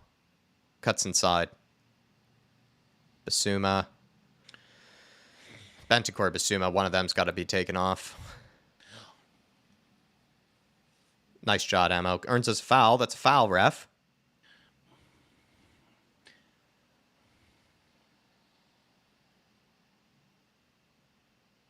Timo out wide. Green space, put it in the box. Right foot. There we go. It's probably the first cross of the day in that situation. 47 minutes and 46 seconds for that. I mean, we know we're not going to always whip it in as much as we would with Richarlison, but I do feel bad for Sonny. That's probably the first time they've even attempted that towards him. Oh, it's not Sonny's fault. I feel bad for him. No one can get him into the game. Nothing. It's well, this is what we spoke about, though. I know we'll talk about this at halftime. This is what you and I... Well, here it is. Halftime here, everybody. This is what you and I were speaking about. I mean, this is a random... just because we're on this point right now. But you and I did talk about how in this game, we knew that they were going to sit back, sit deep, this Crystal Palace side, and the players that were going to have the majority of possession, the players that were going to be on the ball, and we were going to be needing to make things happen, are going to be the wingers and probably the midfielders in this game. Midfielders have just not done enough yet again. They just find themselves to be pretty unconvincing. But then on that wing, Timo Werner, chances galore. Chances to make something happen, chances to score. And I did say if we had put Sonny on that left wing, I just think we'd be getting much more end product in creating chances for whoever the striker is, creating chances for others. We just need someone who is actually better on the ball, picking up possession in the left-hand side, because we're not able to get it into Sonny because he's surrounded by 10,000 Crystal Palace players in that penalty area. So we have to force it out wide. And when we get it out wide, these players need to do something with it. And Timo Werner, it's just unconvincing, doesn't do enough. And I'd rather it just be Sonny, who, if we're going to get the ball out wide every time, because that's what we're sort of being forced to do, I'd rather have one of our best players in the team be on the ball in that situation to try to make something happen. And instead, it's Timo Werner, who's really disappointed. And you'd also think, I'm not saying, Sonny plays that pass in behind for Timo Werner. This is why I even said, too, I wish we had two Sonnys for this game, because Sonny then plays that pass for Timo Werner in behind. If that were Sonny running in behind, he's bearing that one-on-one. He's bearing that. That's another frustration for me. Yeah. It's just, it feels like we're so dependent, Dave, on like Richarlison, Sonny, Udogie, just guys that it's just the dependency on certain players and the lethargicness of other players. It's getting really frustrating. I'm just so annoyed, Jack. I am really pissed off. What have we done over the last 2 weeks? It looks like we've done absolutely nothing. You look at the players. Do they look hungry to be out there? No, they don't. They look scared. We've had 80% possession. We've dominated that half of possession, yet Palace have more shots on our goal than we have. What good is this side-to-side crap? Maddison, not one set piece has gone where it's supposed to go. Every single one of being overhit. And when he gets the ball, Van de Ven, even there near the end of the half, he drops deep to get it off Van de Ven. Van de Ven gives it to him. He knocks it back to him. Get turned and go and make something happen. That's why he's giving you the football. He's really pissing me off. He's shirking responsibility out there. Get on the ball and make something happen. He always moans, and everyone moans for him why he never gets in the England team. Well, that there is the reason why he doesn't get in the England team, because he's so bloody safe. He's really annoying me. What's he getting paid to do? Basuma, I'm absolutely getting sick of him. I'm fed up with him. He's done absolutely nothing. He gets on the ball. He slows everything down. Oh, look at me. I'm the great lad. Come to me. And then, he's got 2-3 passes on. And, he just won't pass it. He has to play everything nice and tight. He can't do anything else beyond that. He's really pissing me off. Bentancur has done absolutely nothing. Hasn't seized his opportunity. Kulu's going to take a lot of slack, but I do not blame him whatsoever. When the ball does go out to him, at least he's trying something. At least he is trying something today, and a lot of the time when the ball goes out to him, it's way too late. Werner, I'm sick of that guy. I gave my concerns about him when we signed him. Yeah. I told people, Don't expect him to start doing something he hasn't done over the last 3 to 4 years, and he just hasn't. That opportunity there, the one-on-one, you go in 1-0 up, you're talking differently this half. It's absolutely shocking from Timo Werner. And you're right. Every time he gets the ball, it's just the way he positions himself. It's automatically negative, coming back and back inside. Get him off. I want him taken off. I want Son moved out to the left. I don't care who you put down the middle. Put Squidward down there for all I give a shit right now, because we're not doing anything. What we've actually done is took our best player and put him in a position where he can't affect the game. The fact that Son is having to drop back to midfield at times to try and make something happen is absolutely an embarrassment on every other one of them players. Yeah. And I'm absolutely sick of it. They're doing nothing going forward. Palace have more shots than us. It's concerning. And again, it's down to attitude. We sit here and wonder why we ain't scoring. Is anyone not concerned that Vicario has been more tested than Johnston? Yeah. Okay, if you can't play them intricate passes and you can't walk the ball into net, how else do you open up space? By taking shots, getting them on target, which means players have to come and close down, which means they brings out space you can play into. Putting balls into the box, for instance, creates a bit of havoc. Gives people, oh no, I have to get him to close down because I don't want that ball to go in the box, and create space for other people. But when all we're doing is passing it 5 yards side to side, their defence has not been tested. Sam Johnston has not been tested, and I'm absolutely fed up with it. If I was Ange Postecoglou, 2 substitutions at halftime. Papamatar in and Gill in. I don't care. Johnson, I don't want to hear Johnson. He ain't going to do anything. He's the same as Timo Werner. Give Gill the opportunity now. I'm sick of this. I'm absolutely fed up of it. I'm seeing so many problems kind of manifesting at once here that we've seen throughout this season. Like, we've seen a lack of finishing from the Spurs team on plenty of occasions. That's showing up here. A bit of lethargicness from the midfield, like in possession, just not zipping it about, not moving for each other, a bit static as well. Just don't really seem to be the heartbeat of that team. And you'd think that with this style of play that we have, it's very reliant on the midfielders to be moving the ball quickly, to be showing for each other, to kind of link play up. And they just seem well off it yet again. This midfield, no intensity to anything. Yet again, too, I'd say some of the execution of passes and just sort of basic sort of completion of simple sort of passes and runs are just not being made. It's just a lot of problems that we've seen of recent have shown up yet again. Crystal Palace, they do offer a bit of a threat on the counter. I wouldn't say it's nearly as deadly so far as what Wolves have had. We've done a better job at winning the ball back. It's just, though, there's very few positives I can really look for, though, after that game. The only one I can think of is doing a bit better job of at least retaining possession and getting possession back quickly. That's also probably because Palace, I'd say, are a worse team than Wolves and maybe don't have the strength to hit us in the counter as deadly as probably that Wolves team did. But I can't really give us that many compliments at all, like, ahead of this game. It's really just the same problems, all sort of happening at various stages or happening at once over the last few months or so. And the last thing that really irked me, time goes up for 3 minutes injury time. All of a sudden, you see the players, a bit of intensity, start trying to play it a bit forward. Timo Werner gets on the ball, throws in a cross. Bentancur throws a shot on goal. Why? It's fake. It's they're thinking they can fool Ange Postecoglou or fool the fans by that, going, oh, we're trying. I'm sorry, 3 minutes out of 48 minutes, you're not trying. They done that because they know that Ange Postecoglou will go through them for a shortcut at half-time. They know potentially there could be changes. Ange has done this before. So it's all fake. It's all acting. You want that job? Go to fucking Hollywood. You're playing for Tottenham Hotspur. Us fans turned up today with expectation, with enthusiasm, and not one of them players have turned up with it. They turned up like scared little babies. No excuses for it whatsoever. If they really want to be a top 4 team, they have to start putting in performances. I get that they're turning the ball over a lot quicker, but to me, that's a basic. That should happen anyway. That's a requirement out of possession from Ange Postecoglou. It's a non-negotiable. I don't feel like I want to praise them for that. When you dominate the play we do and we don't create anything the way we have, we don't shoot on goal, you don't put balls into the box, it's pointless. He has to take Sonny out in the middle and put him in a more creative role. He's the only one that's going to unlock this door. Absolutely agree.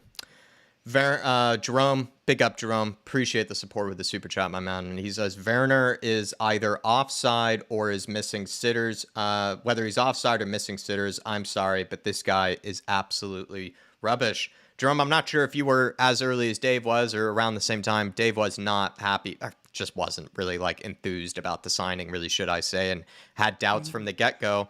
A lot of those are starting to definitely come to fold here. I would say with Werner, the thing that I've maybe picked up on in particular today for me, Jerome, is basic sort of winger positioning he's not doing correctly. Like when he is hugging that touchline, he needs to position his body so that when he receives the ball, he's already facing his defender and he can take it past him any which direction. He can cut inside or he can take it down the byline. Every time he's received the ball, he's receiving it with his sort of inside body already positioned towards the person that he's received it from. So he basically has to give it back to where he got it from if the defender has any clue what he's doing. Because anytime he's received it, the defender then is right on his ass and he can't really get turned. But all he needs to do is just simple body position change and he would be in a position to try to take it past his man. He's probably put in, a few crosses, maybe less than that as well. And Sonny's had no service from that left-hand side. It's just been pretty much dead. He's made okay runs, I think, Timo, but then he can't even get those runs timed correctly. Like you said, he's been offside in some pretty bad moments as well. And just that miss for me, Jerome, it's probably maybe one of the worst sitters of this season. We've had some pretty bad ones, let's be honest. We've missed some big sitters this season, but that probably is up there. That might take the cake, that one. Yeah, it's just absolutely shocking. Look, I didn't say that thing's my opinion on Werner in January just to be negative or that. I genuinely believed in it. He hasn't proved me wrong. I really do want him to prove me wrong. But something you said there, Jack, about his body positioning, it's completely wrong for a winger. You're spot on. Even look at when Adoji's bursting forward into the space. Werner's closing the space by running towards him. What are you bloody doing? It's absolutely shocking. But Jack, I'd argue he's a player not in confidence, right? Nowhere near it, He's a fake winger. He's always been a striker. He started off as a striker, but because he couldn't score goals, people repurposed him as a winger because of pace. And this is what I keep telling people. Pace does not make a football player. You can be a great football player without having pace because there's so much more components to the game. But I'd argue, Jack, Werner doesn't want to put himself into them positions because he doesn't have the belief in himself or the conviction in himself to know that he's going to take advantage of them. And every time he's in one of them positions, it just gets worse and worse and worse on the poor guy. Take him out. The confidence isn't there. We should never have brought him here in the first place. Get him off the bloody football pitch. Again, another reason why I feel sorry for Gil. Why is Gil not being given these opportunities, a chance to impress a guy that we actually splashed money on? When he did start to perform, they sent him out on loan and brought Dan Juma in, who'd done fuck all yet again. I'm absolutely sick of these experiments. Get him off the football pitch at half time. I don't want to see him the second half. He's a wind-up merchant to Spurs fans because he does nothing. Werner should have us be 1-0 up.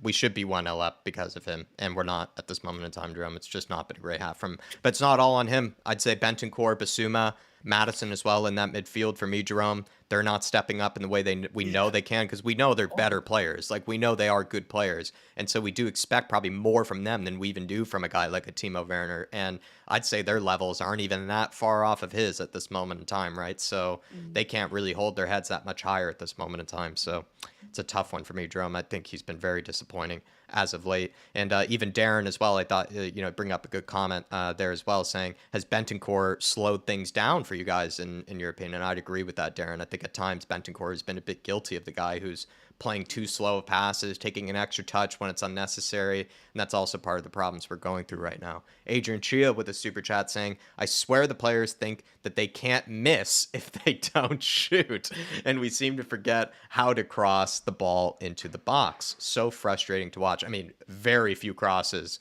into the penalty area this game, Adrian Chia, from either Kulusevski or from a Timo Werner. Sonny, we know, isn't going to have the same penalty aerial presence that Richarlison does, but at least try it every now and again. If he has a bit of space, try to get it to him. I feel bad for Sonny. No one's even trying to feed him, not even trying anything of any kind to play him. I feel bad for the guy, and it's been very frustrating. And Dave, he's saying also as well on the shooting, he's saying maybe if they don't shoot, right, then they don't have to worry about the consequences, which seems to be the case. I'm not kidding. I'm at this stage with this team where I am just baffled by the lack of conviction when it comes to having opportunities to score. We hate to score in those moments. We hate it.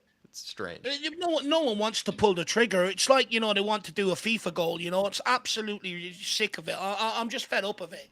I know we're allowing, the back lines are having such an easy day against us. Talking about crossing the ball into the box there. I get it, right? Son's not your obvious target. But use him to make a run towards the near post and get Bentancur off his bloody hole to make a late run into the box and be the second man runner in there. Get Kulu to come in from the left-hand side and be a target. He's already scored a winner from a header this season. Why can't we do these things? There's no movement off the ball. It's absolutely shocking. And when it comes to shooting, I'm sick of saying it. I've been saying it all season long. Pull the bloody trigger. Adoji had an opportunity. What does he want to do? Pass it sideways to Werner. What's he going to do? Absolutely nothing. You may as well have a shot. But no one wants to take that impetus. No one really grasps it. And the reason why they don't want to do it is because none of them want to have to track back sometimes. Because when you do take these risks, there's risk of losing the ball, right? And no one wants to track back. But my God, if you don't shoot, you don't score. And it's absolutely shocking. Werner had a chance, 1-on-1, decides he'd go around the keeper rather than have a shot. Bentancur had a shot near the end, and it nearly ended up in West Brom. I'm absolutely fed up of it, Be a bit more clever. And my whole argument is, you put balls in the box, you get second, third man runners in there, you create havoc, you create space for everyone else around you. You take pop shots and you start getting them on target, people come out and close you down, you create space to pop the ball in around to others. Very simple game. But for some reason, we make it hard. No, It's not on. Back to Basuma, back to Bentancur, back to Romero, to Van de Ven. 15 touches, out to Werner, comes back inside, out to Kulu, comes back. I'm sick of it. Yeah. I'm sick of it. May as well get a robot to do commentary. It's not nothing else going to happen outside it.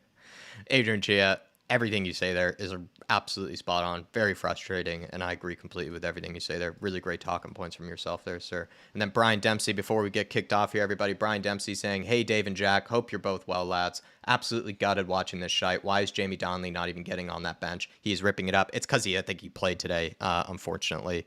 Brian Dempsey, I guess he could have been saved for this game. Yeah, should have been. Probably should have been, in Dave's opinion. So there's that. 4 assists at the Tottenham Hotspur Stadium. Name me the last player that's done that. I get it's under 21 level.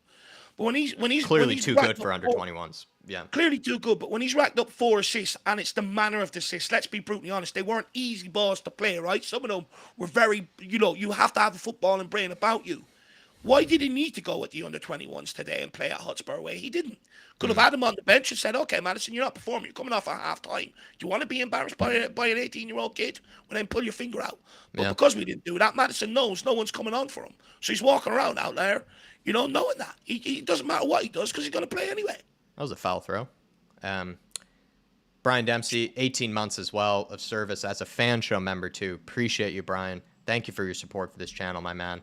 And I understand. I think Dave especially would agree with you there when it comes to the under 21s being given more of a chance, especially that Jamie Donnelly, who you mentioned there, who Dave and I are huge, huge fans of and really do rate very highly. So, Brian, I think we agree with you absolutely and appreciate your support for these 18 months, my man. Really do. Absolute legend as a member. Right. And then Kamikaze as well saying, "How have we regressed since the first 10 games? The Benjamin Button of football teams." I'll tell you how quick and simple answer. I know people don't want to hear it. Squad. They kill momentum for everybody.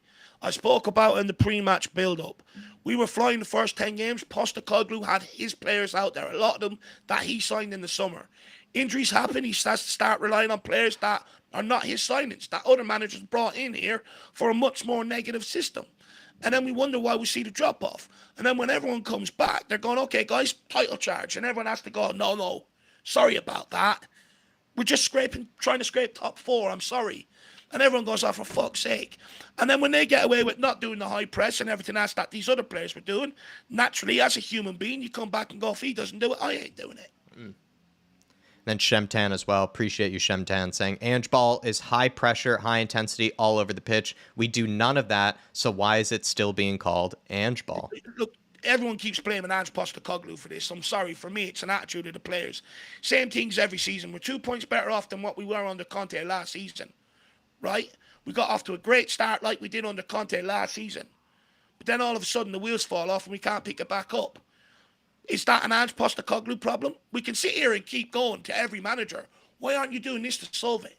Reality is, he's had 2 weeks. He's worked with them on the training pitch. He's given them a game plan. And none of them have executed it. Oh, Werner, goes on the outside. It's a good ball. Finally plays in a good cross. Good ball as well. Left foot across Great the bloody 6. How did no one put a foot on Great that? ball. Oh, my Lord. Across the whole 6-yard box. No one there. And look, they come out and start with intensity yet again after halftime because they got a rollicking. Basuma, whip it in, man. Rombomb. Werner. Oh, good try. Bentancur win that. Well done. One of yous.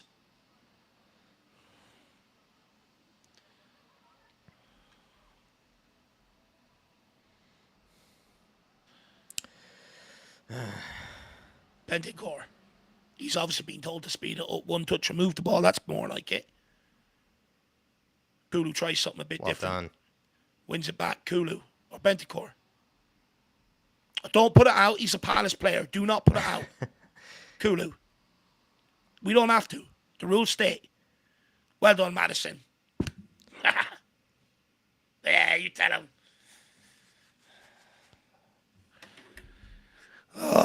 Referee's all over it. John Brooks. Has he gotten him to give out a yellow card? Yes, he has. Well done, Madison. It didn't look like the referee was going to give a yellow card until he petitioned him. Football could cheer me up. That was a very intense halftime. It was. I mean, Spurs going through the same similar problems, and I don't think there's a lot to be happy about right now, to be honest. Like, again, how we put it, I think you can exist in both states. You can totally be behind Ange and totally believe in this project and understand. I think Dave and I especially do understand it's an arduous, long journey through this project, through this process. But we can also recognize there's a very good chance here in this season to overachieve, to actually get further ahead in the project than we probably would have expected in the beginning of this season. So why aren't the players realizing that? Why aren't the players showing that? Like, they should realize, damn, we actually have a real chance here. Like, and, you know, probably unexpectedly as well. So I'd just like to see the players, you know, show that, you know, sort of wantingness and willingness that the fans clearly have, right? Because of where we find ourselves. And you know what? You make a great point, Jack, because some of these individuals will use the very excuse in years to come to leave Tottenham Hotspur because they're not playing Champions League football. They'll be the same players using that excuse. I want to play Champions League football. Okay, well, you've had your opportunities. Yeah, Why didn't you do it's not it? handed to you.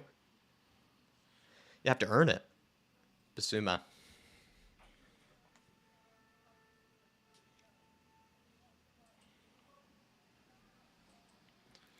Van der Ven.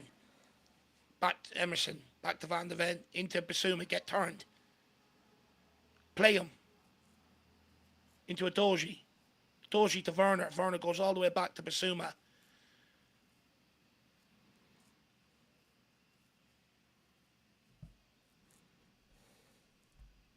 Romero. Loose touch. Gives it away. It's Oh, Mateta. no. Oh, Emerson, what bloody Well defending. done, Emerson. He's He saved has us on a dug couple of Romero times. out of the hole. That's the laxy-daisy bullshit shit that they're at again. Romero, sloppy touch, gives it away. Absolutely shocking. Palace didn't even have to work for that.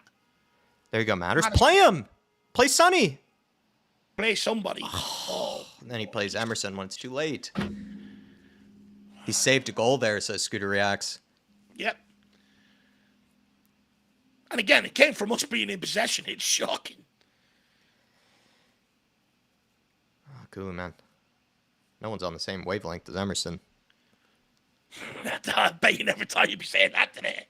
Yeah, why is Emerson the sharpest of all? Again, here, why is Emerson the sharpest? It feels like so far. That's a good ball by Bentancur.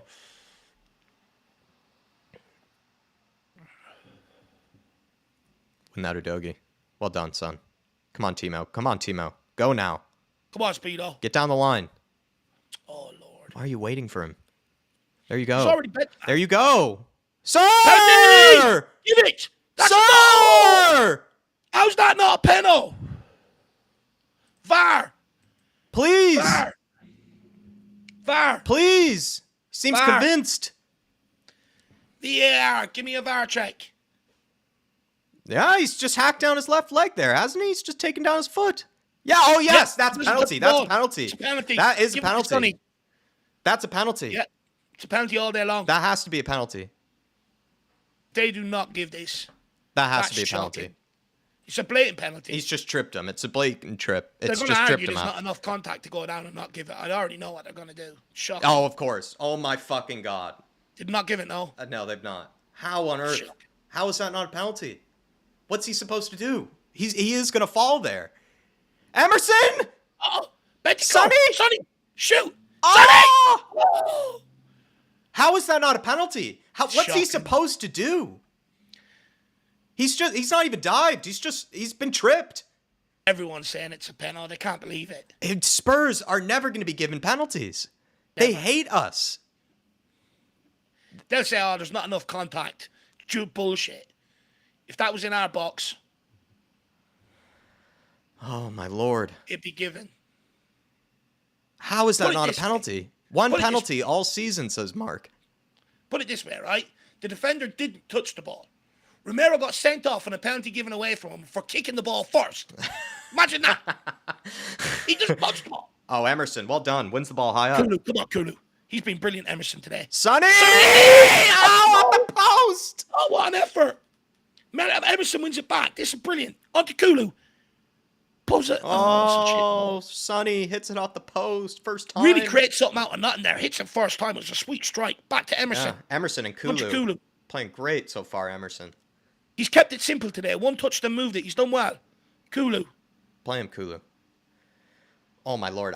How did we not get a penalty? Fucking hell. I was convinced. That's the time this season I was convinced. There's no way. They spent 2 seconds on it. They spent 2 seconds looking at it as well. Every other team gets 4 minutes. Every other team gets 4 minutes to look at it. Kadoji. Oh my! I'm actually incensed. Every other team gets 10 minutes to look at it on VAR. Why do we get 2 seconds? Yeah. Go back to the one against Sonny against Brentford at the start of the season, if anyone remembers that. What's the difference? What is the difference? There isn't. It's actually more of a penalty than even that Sheffield one with Madison. It's more of a penalty than even that one. Yeah. Of all the other ones that we haven't actually been given, that one is high up there for me. That's one of the most crazy ones I've not seen us be given. It's a blatant penalty. I mean, I've seen them given week. If that was a Liverpool player, it'd be given. We've had so many that should have been penalties, but that might be up there as the most obvious one for me. That might be up there. I mean, we're just not going to get them, are we? We're just not going to get one. Can't get one. I just don't get it. Really, what is Werner supposed to do? I would trip in that situation. I just don't get it. I'm actually baffled. It's just with VAR now. It's just you just don't know. It's a lottery game. It is a lottery game. It's a lottery game. That challenge on Werner is no difference to what he's given AU free kicks for. Oh, absolutely. Right? Absolutely no different. No, Romero. Thank you, Mickey. Old school, that just blew it into the stands. But I just don't understand it. You gave AU 2 free kicks down our right hand side in the first half for the exact same tackles.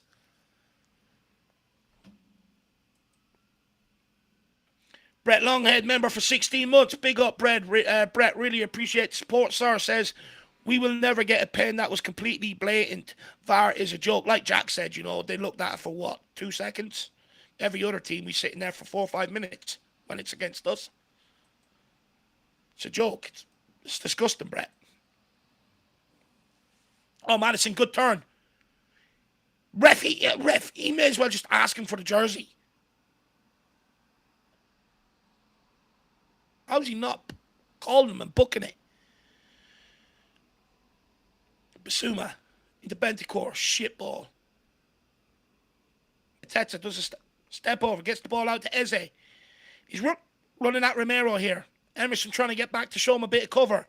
Oh, he's fouling. And Bentancur, not only does he give away the ball, he also gives away the free kick on the edge of the box. Well fucking done.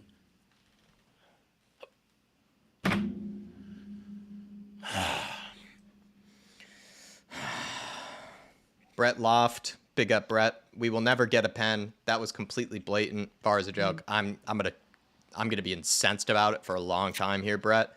I'm gonna try to forget about it for right now because we do have the rest of this game to play for. We do just sort of have to move on. These players as well kind of have to take the same mentality. Let's be honest. You just kind of have to move on. But fucking hell, man, I don't get it anymore. I really don't. actually lost for words. I'm lost when it comes to VAR. When it comes, I'm full delusion. I'm down the road of conspiracies, everything. Like, I just don't get it. I really don't get it at this stage. I even said the moment that Liverpool game happened, feels like we're probably not going to get a decision for the rest of the season. I was more joking out of being serious. It actually ended up happening. I'm really just confused, and I just have to move. For the rest 30 minutes here. From 30 minutes, I'm going to just try to forget about it. Afterwards, the moment 90 minutes hits up, I will be referencing it again. Don't you worry, Brad. Appreciate your support for these 16 months, man. Appreciate your support. Spurs should have 2 goals. Timo Werner and the penalty. Timo Werner and the penalty. Is he shaping up for the free kick on the edge of the box? It's over the wall. It goes in. Oh my lord! It's just the worst case. It's worst case. And it is on the side. Vicario shouldn't be beaten as well. But you know what? That's Bentancur. Gave away the ball initially and then gives away the free kick on the edge of the box. And this is what we always open ourselves up to. When we don't want to go and create and we don't go and try and kill games, when we have all that possession, we open ourselves up to this. And this is week in, week fucking out. And I'm sorry, I don't want anyone to say to me, that's Ange Postecoglou. He didn't ask Bentancur to give away the ball. He didn't ask to double down with another mistake and foul him on the edge of the box either. It's just absolutely mind-boggling and shocking. And now he's doing the baby bloody shark celebration. Disgusting. Every week, Jacko. Yeah, Vicario, man. It's a great strike, but Vicario, you can't be beaten there.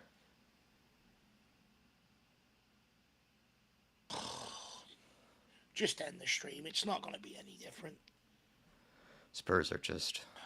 After that penalty and after the Timo Werner chance, man, we just also can't get anything. We really can't. Spurs have had chances to score this game. And now we'll show urgency when we're 1-0 down. I'm sick of it. Spurs have had chances to score. Fucking hell. We've had 80-something% possession and we didn't create anything. Shocking. Now we're 1-0 down. How's that happen? Werner, do something. Oh.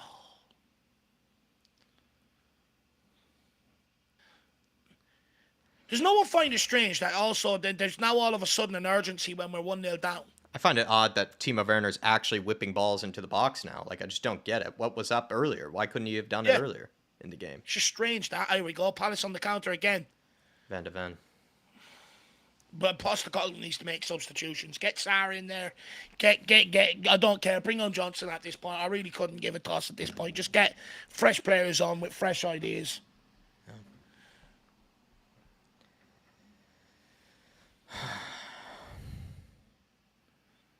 I'm livid.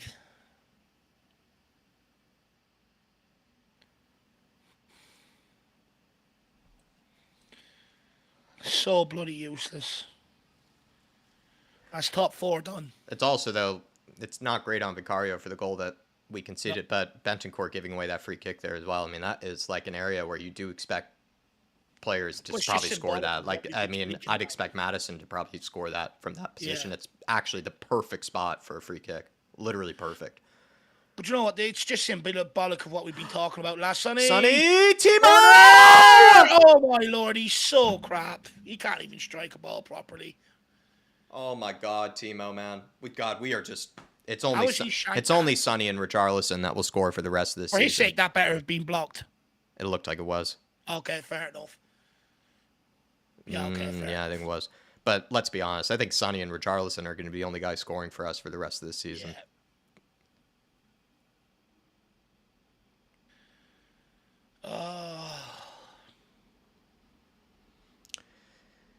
Dropkick your teacher says, I'm fed up with these set-piece goals. I'm fed up with it, but you know what? I was win that. Well done. No one there for it. Well done, Emo. Oh, well done, Emo. Do you know what it is, though, lad? I'm just, like, what Bentancur done there? He gave away the ball in when we were on attack, deep in their attacking third, passed it into Madison when it was never on in the first place, right? It was another 5-yard ball to protect themselves. Never on in the first place. 3 Palace players around him. I don't know why we persist on doing it. So there's your first mistake, because it happens fucking every week. And then the second mistake is he gives away a free kick to double down on his error, right on the edge of the box in a stupid position. Why was Eze allowed to pick up the ball on the halfway line and then not only face a challenge till the edge of our box. It's shocking. I'm fed up of it. It's absolutely shocking. Bentancur taken off. Johnson coming on. Kulu probably gone down the middle, I'd say. Yeah, that's probably exactly what it is. Papa Massar must be injured, so.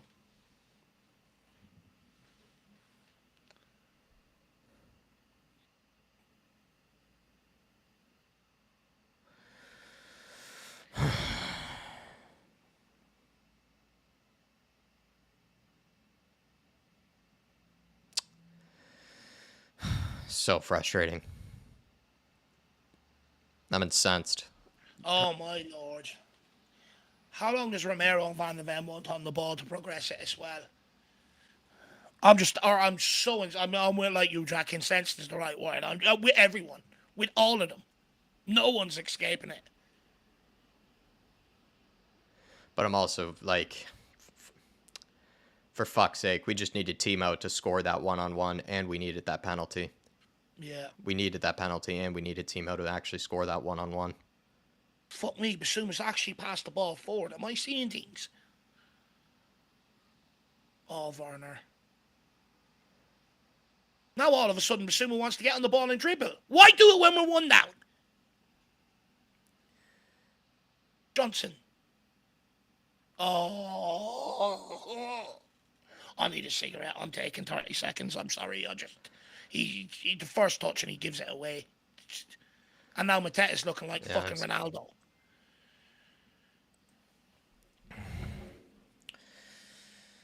Nicely done by Madison. Plays in Timo. It's also a little heavy. Timo left foot across and a Sonny! Johnson, no! Johnson. Oh, it sprung up for him. Oh, it's hard to tell if it came too quickly, but it did pop up for him. It was a good cross in from Timo Werner. Timo Werner's had a much better start to the second half, but it's still frustrating. Sonny mishits it. Lord. Sonny mishit it, but it goes straight into Johnson. He's 6 yards out. Oh. I'm sorry. Oh, my Lord. He's 6 yards out and he's put it over the bar. It's harder to do from there. It just doesn't react to it quickly enough. As they being taken off, that's actually a relief, to be honest. 6 yards out. Oh, look at them. They're having the time of their life. They're Palace fans. Vicario has to do so much better there on that free kick. I'm also wondering if he at the wall, like he didn't do a great job maybe at setting up the wall either.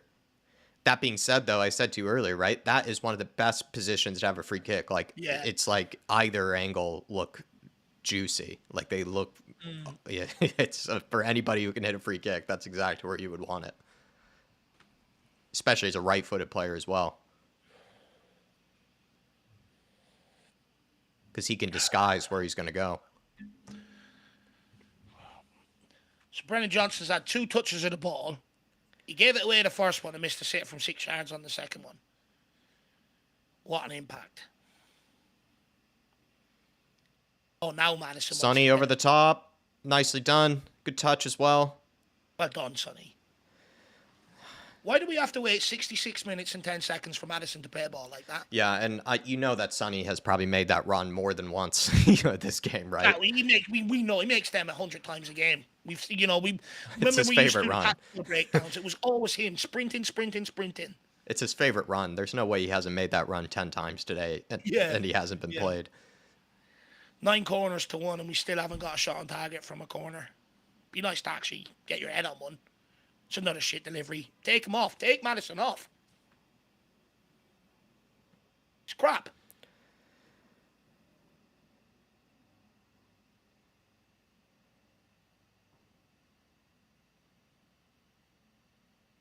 Well done. That's better. Kulu. Great ball. Romero. Just not maybe enough power on the cross, but it was a good ball. Oh, I forgot them. 23 minutes away now.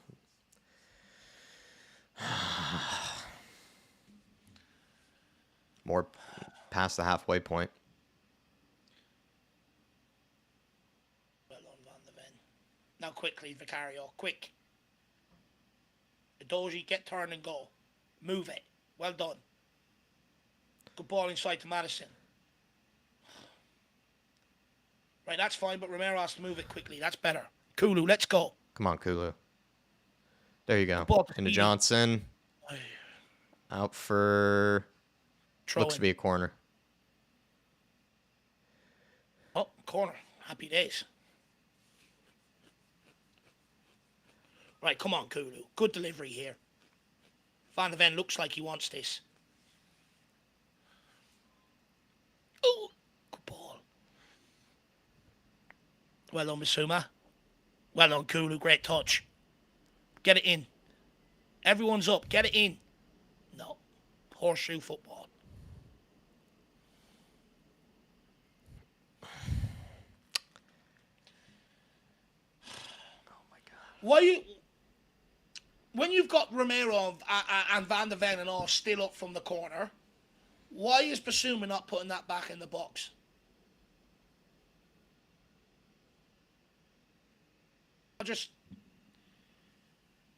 Sometimes their brain just deserts them, and I just don't understand it. You've got everyone back up there, and he doesn't want to put the ball back in the box. What's Ayew hurt from? Flinging himself to the floor 10 times.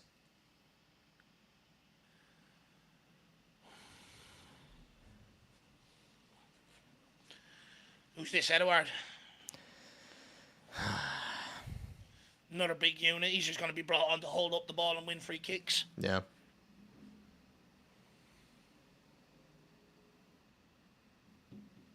He's shit, Will Hughes.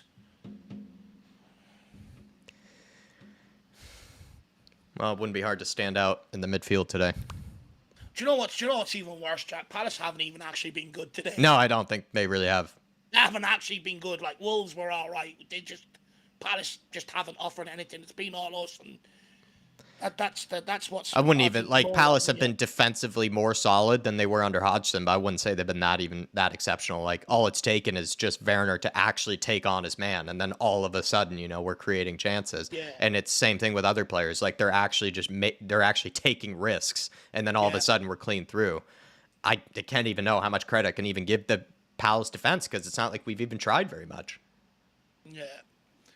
Yeah, you're absolutely... We're kind of just, like you say, just shoehorning it around them or horseshoeing it around them. And, like, most defenses probably would be able to handle that. So why... Yeah. I can't even know how much credit I can really give Palace. So, of course, credit to them for being ahead, taking their chances and everything. But, seriously, they have not outplayed us in the way that even Wolves have. I'm also, once again, like, I will continue to reference... We needed Timo to score that one-on-one, and we needed that penalty. Immediately afterwards, right? Palace get their goal, and momentum is killed. Heads drop. It's just, it's tough. It's hard. Well, I also feel like, Werner's shocking miss. Should have been a penalty. Absolutely agree. But why do we have to wait till we go 1-0 down for players to start taking a bit of risk on the football? Well, we weren't 1-0 down before that. Everyone now, they're driving forward, first touch, looking to go forward, spraying the ball about. Where's that at 0-0? Yeah. It's what drives me mad. It's just acting. It's all it's doing. And it's reactive as well.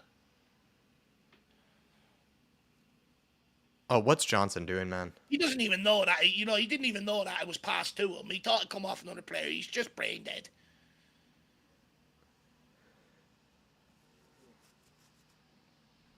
I think, why isn't Højbjerg being brought on? I think we need Højbjerg on. Ams just looks like he's at all.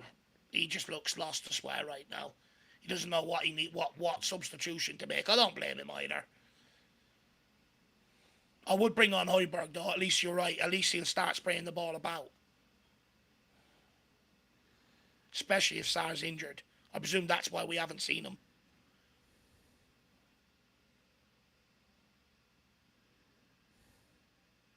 Just the Lino really did get a fresh cut for this game, didn't he? Fresh line in there and everything.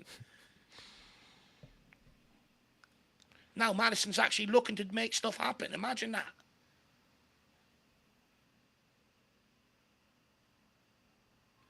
On to Romero.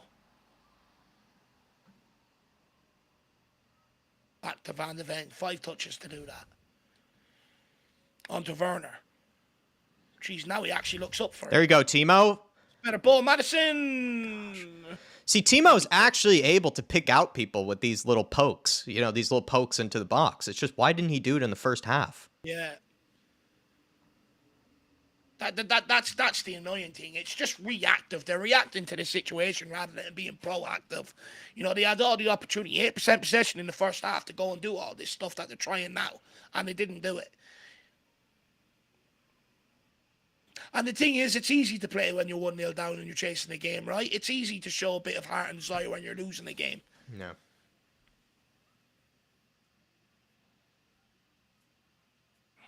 Emerson looking to get the screen on there for Romero. Madison, that's a better delivery.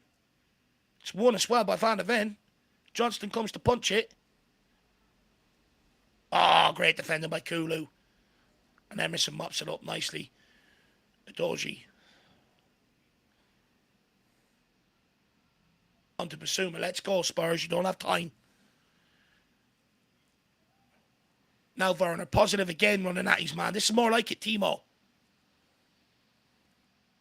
Nice, Timo. The ball to Adoji. There you go, into Sonny. Great touch. Sonny! Oh! He just doesn't make the contact. Scuffed it a little bit. Great touch. Passed his man. Just didn't get the right contact. Brilliantly to create the opportunity as well. Oh, left-footed. You think he smashes that with his left foot. Oh, great touch. He does brilliantly there. Scuffs it. Yeah, scuffs it. He does everything so right as well. He just pulls it. He's hit the post today. That was his other chance. He's had very little service today, but he's hit the post on that other one. That one where he hit the post, I thought that was in. It's a great first touch from Sonny.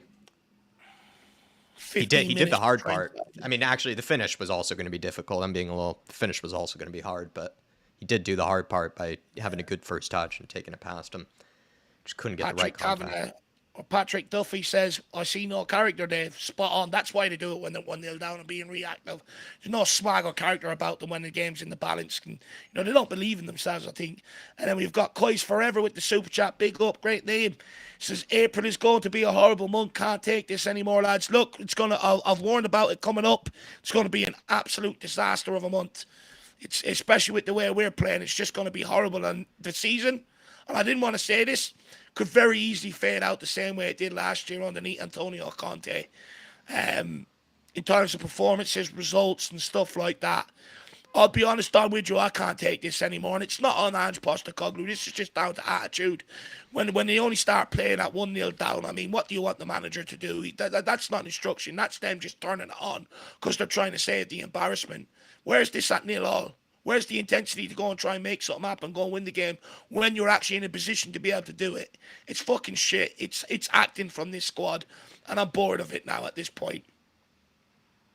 Even if they win, I'm going to be happy, but I'm going to be angry at the level of performance. Yeah.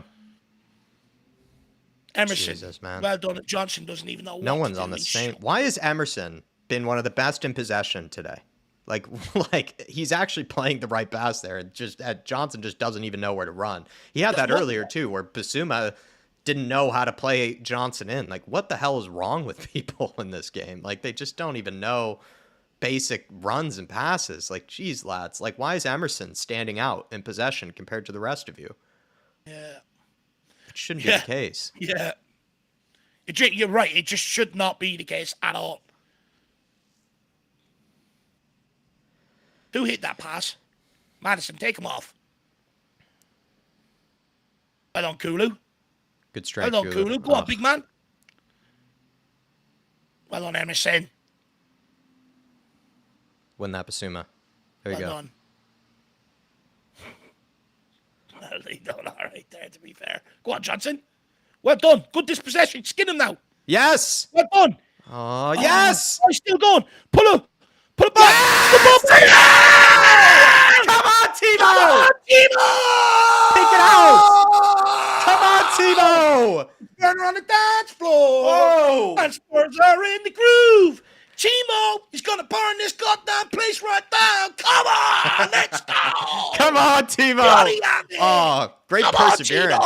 Great perseverance from Johnson. Johnson, two very lucky bounces. Persistent. Two very lucky bounces, but he got away with it, Johnson. Great Absolute perseverance. persistence. Great Wins the ball out persistence. of nothing. Skins his man. Does brilliant in here. Skins him. Gets a bit of luck there. Deserved it for the work ethic. And he delivers the great pass. The whole team, Palace, the whole team they all stepped high. I don't know why. Absolutely. Come on, Werner. Whoa! He's done it. He's finally scored. Come on, Timo. Let's go. Come on, Werner on the dance floor. Still time here, lads. Still time. Come on now. Let's go. Let's go and get the winner. The 2-1 is on. Everybody's 2-1 should be on now. Everybody's 2-1 should be on. Oh, come on, Turbo. If he gets the winner, I might take my top off a swinger on my bloody head. Come on. No one wants to see that. Don't worry. I won't actually do it, but... Emerson. Well done. Good ball to Johnson. Johnson, no one's there. No one's there. Kulu. Sonny. Oh, tries Werner again. Come on, this is there for the winner. They're rattled. They can't handle it. Timo. Suma. Madison. Shit ball. Take him off, please. Just take him off. Johnson, fair play to him, man. What persistence down that right-hand side. I criticise him a lot, but he deserves credit there. Great persistence. And just whipped in a cross, right? Just did something with it. Actually made a decision, too, which is something that we haven't even seen from others. Well done, Johnson again. Kulu, why'd you pull out there? He also made a decision, Johnson, compared to some of the others in the final third. Like, he actually just decided, yep, I'm just going to play across. I'm just going to play something across the 6 here. It was that good. He caught all the Palace back line out with it. Yeah. Brilliant. But when we've seen James Maddison in a similar position today, he's just doesn't even know what to decide, doesn't even know what to do with it. Whereas Johnson, I'm actually happy. He just made a decision. Not going to shoot it, just going to square it. And it worked out. Come on, let's go. Sometimes it doesn't need to be a perfect goal every time. Like, things can just work out. Yeah. Just need to take these risks. Persistence. Emerson with the ball. Deflected. Come on. It's a great ball into the right area as well. Someone just needs to make the run. Emerson takes the throw in. Good ball to Madison, quickly. Madison, good ball. Romero! It's Romero! Come on! Oh, Romero! Come on, Rom! Come on, Jacko! Come on, Rom! We're back. 2-1 out of nowhere. Rummy! Oh, Jacko, what's going on? 2-1 out of nowhere. Rummy! Oh, rum bomb. It's a screamer. It's not actually a screamer. It's a tap-in, but it's a great goal. Oh, my Lord. Rambam, what a header. Love Romero. Oh, favorite centre-back in world Emerson, football. great throw-in. Good ball by Madison. Oh, Romero. I mean, he's got to do a lot to win that. Like, it's not much power on it. He's got to really use. He absolutely won that. He bullied whoever that was on that header. He bullied this man. Over Anderson or what's his face? Oh, what a finish. Oh, he destroys Joel Ward, is it? Yeah, Joel Ward. Oh, great finish. Honestly, that's a hard header because there's no power on that cross. It's just a looping ball, and he somehow wins that in the right exact way. Well done, Romero. Great goal. 2-1 up. Oh. Yet again, Spurs leaving it late. It hits his head. It's Romero. Yet again, Spurs conceding first and leaving it late. That's a great header. That's actually a very impressive header. James Maddison being taken off for Pop Matasar, great substitution. Great substitution. Good idea bringing on Sarr here. Great idea. Our Argentine. Rambam will dig you out of a hole every time. Si, senor. Give the ball to Rambam, he will score. Come on, Ampiere's coming on. This is a great day. Someone in the chat earlier said that Werner actually can score in a brothel, turns out. That's the one chance he'll finish. That's the chance he can finish those. He can finish those. For the last 78 minutes, I take everything back. Oh my lord! I still want that penalty though as well. I still want that penalty. Oh, Sonny, this is the beautiful great game, ball in though. behind. This is what happens. This is the beautiful game. You can be so pissed off for 78 minutes, and 2 minutes can change your entire world. Yeah, Spurs have been that sort of team though this season. Can just score 3 goals like in the space of seconds. The Spurs team. Oh, I fucking love you, Spurs. Come on, you put me through the bloody ringer, you do. Oh. I was about to go to bed after this game, fuming. No Twitter reaction, not watching on highlights, and going to bed. And now all of a sudden, I want to go out and celebrate like I've won a World Cup. Monkey Allen saying, "Fuck your Canada Goose jacket." That's hilarious. All he needs glasses. Well done, Pierre. Oh, Sarr, great touch. Oh, Pape, oh, he looks good. Oh, it looks great, Pape. Getting into the game. Johnson On the left. This prime West stallion. Oh, He's moved over to the left. He's no longer on the right. He just wants to mix it up. He's feeling it now, Jack. All the confidence is flowing through him. Great work from Johnson. Yet again, he's so good as an impact sub for us. His best play as a Spurs player has been off the bench. Yet again, Johnson off the bench has been his best play. Well done from Romero. I'll be honest. I think that Romero header is special. Like that, I don't even think that was a great ball for Madison. Like sort of just asking a lot. I didn't expect Romero to be able to get enough power to be able to head that. Like really at all. I'd say actually clever though. I remember Emerson though took that throw in quickly into Madison, and that was clever. But seriously, was not expecting Romero to score that. Like it's just how do you score that from there? I would have no idea how. But like you alluded to, Jack, it wasn't an easy chance. It was just a loop ball. But he came in from behind his man, leaped up in the air, and managed to get, just direct it onwards towards the back post. He like you alluded to, he done a lot of work to get that goal. Loving it. And do you know what? I was going to ridicule him after the game because I think he's been poor today, especially in possession. He's took too long. But he's got the winner, so it's all good in my eyes. Rummy. Oh, look at that. He's turned into Zinedine Zidane. 60-yard balls right onto Kulu's head. Mitchell. Oh, he wins it back. Emerson. I'd love him to score today. Oh, a little heavy.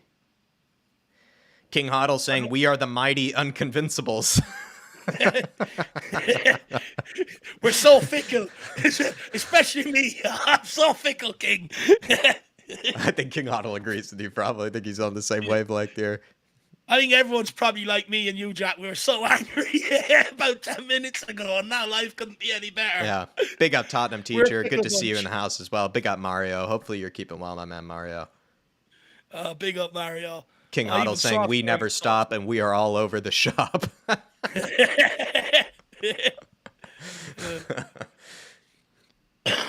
We never stop being all over the shop. That's what it is, Coddle. Palace on the attack here, though. Good pullback. It's delivered in. Oh, great block by Johnson. He's done well today, the kid. Could be man of the match.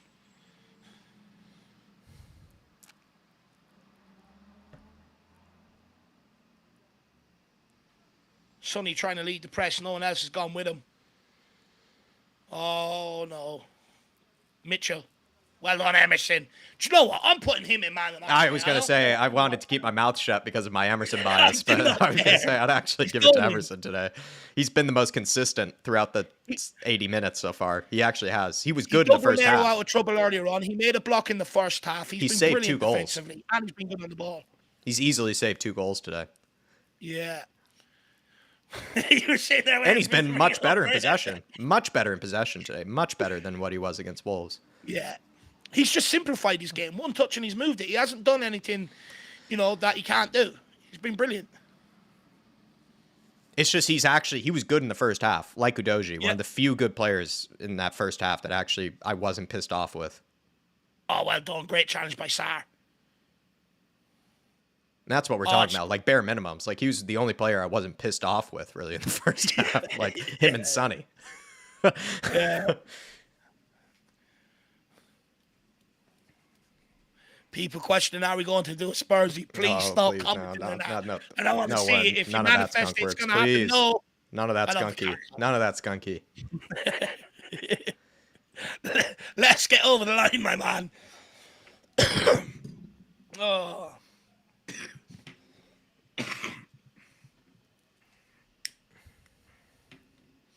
Vicario came out and caught that like a Gaelic footballer. Kildare are probably looking to sign him. Great catch. Thomas saying now they're going to add 20 minutes or 10 minutes for extra time. Yeah, you know that's coming, Tommy boy. You know. That's hilarious. But it's true. Do you know what? We say these, we sort of put it out there as Spurs fans as a joke, but deep down we know it's going to happen. That's so true. They are going to do 10 minutes. Oh! Sonny! In behind! Sonny. Can he actually bury it? Please bury it. Yes, he did! Yeah! Come on, Sonny! Come on, baby! Come on, Sonny! Can he bury it? Yes, he does. In your head, Sonny, Sonny, Sonny, he's in your head, it's in your net, Sonny, Sonny, come on! Come on, 3 goals in the second half. 3 goals in the second half. Come on. We've done it, Jacko. Let's go. Oh, Druzilla saying 3. He called it. Yes, you did. 3-1. Oh, my Lord. Woo! And Sonny buries the 1-on-1. I mean, you knew he was going to bury it. No doubt in my mind. It's a great day. Oh, you just knew. Sends the keeper the wrong way as well. It's class. Sends the keeper the wrong way. Gives him the eyes. Brilliant. Oh, he does them. You're right. He gave him the eyes. I'd probably fall for them too. It's beautiful. Dove the wrong way. Where are you going, Johnson? Where are you going? And you know what? He didn't even need to put it in the corner like that. He just done that to show a bit of class. No, he did what Werner should have done. Just schooled the keeper. Just schooled him. That's a hilarious hat. That is a hilarious hat. You see that? You see that hat, Dave? That was terrific. Yeah. I want that hat. Scarlet coming on. Thank God. And Lo Celso. Jeez, Jack, Lo Celso making an appearance. We're really being treated today. Daniel Larson with the super chat. Big up, my man. Really appreciate the support. Says the club is so bizarre. 75 minutes of shite and 5 minutes of greatness is all it takes. That's the summary of the game, Jack. We can go after this. Yeah, it's simple as. I think we are the mighty unconvinceables, as King Hoddle said earlier, Daniel. And we really weren't convincing at all. No. And then all of a sudden just took over the game. And the moment we even grabbed that equalizer, felt like Spurs were just inevitable. It felt inevitable that Spurs were also going to get the second. We're going to go on and win the game. But why is it like that, Daniel? Why is it that we take so long to panic and so long to realize that, wait a minute, we should probably be winning this game, and then we go on and do so? It's bizarre, like you say, and 5 minutes of greatness, is all it takes. Sometimes Spurs have done it this season with like 2 minutes, like we've scored and won games in the space of 2 minutes at times. But Daniel, I mean, you're spot on. It's a weird conundrum, and it's a weird thing about this season for me. It is a strange phenomenon. Big up, Daniel. Absolutely well summarized, my man. But you know what, Jack? The reason why the goals came is because we started doing what we were talking about at half-time. Put balls into the box, take shots, it creates space. Move quicker. Stop. Like, don't be as slow in possession. Play forward. All these simple things. 3-1. We've also gotten that insurance goal as well. You did say we'd score 3 today, Jacko? I went 3-0. I wanted it to be a clean sheet. 3-1 I'll take, but it definitely even 3-1. I don't think anybody looks at this and probably realizes how this game really was. No. And when our watch-along highlights go up, it looked like we were winning all along. See, everyone will ignore as well that Emerson did very well in possession there. Yeah. Everyone will probably ignore that, though. Oh, Lo Celso! No, it's a poor ball. We got away with that. Lo Celso, man. Jeez. Right, so I've got Son, Werner, and Emerson in for man and match, and I'm contemplating between Johnson. Kulu and Johnson. I'd go Johnson just because he got... I'll put him in there. Yeah, because we're not the nicest to him usually anyway, so might as well give him that. So, you agree, Werner, Son, Emerson, Johnson? Absolutely. Emerson would be actually my vote as well for today. Right. Well, guys, in the chat, just want to confirm with you. Let us know. Do you concur? Right, I concur if you agree with all the names. And if you don't, give me other names. Big up, everyone. Really appreciate it. I won't accept the greed, King Huddle. It has to be I concur. Over 600 as well in the house right now. Really do appreciate you all.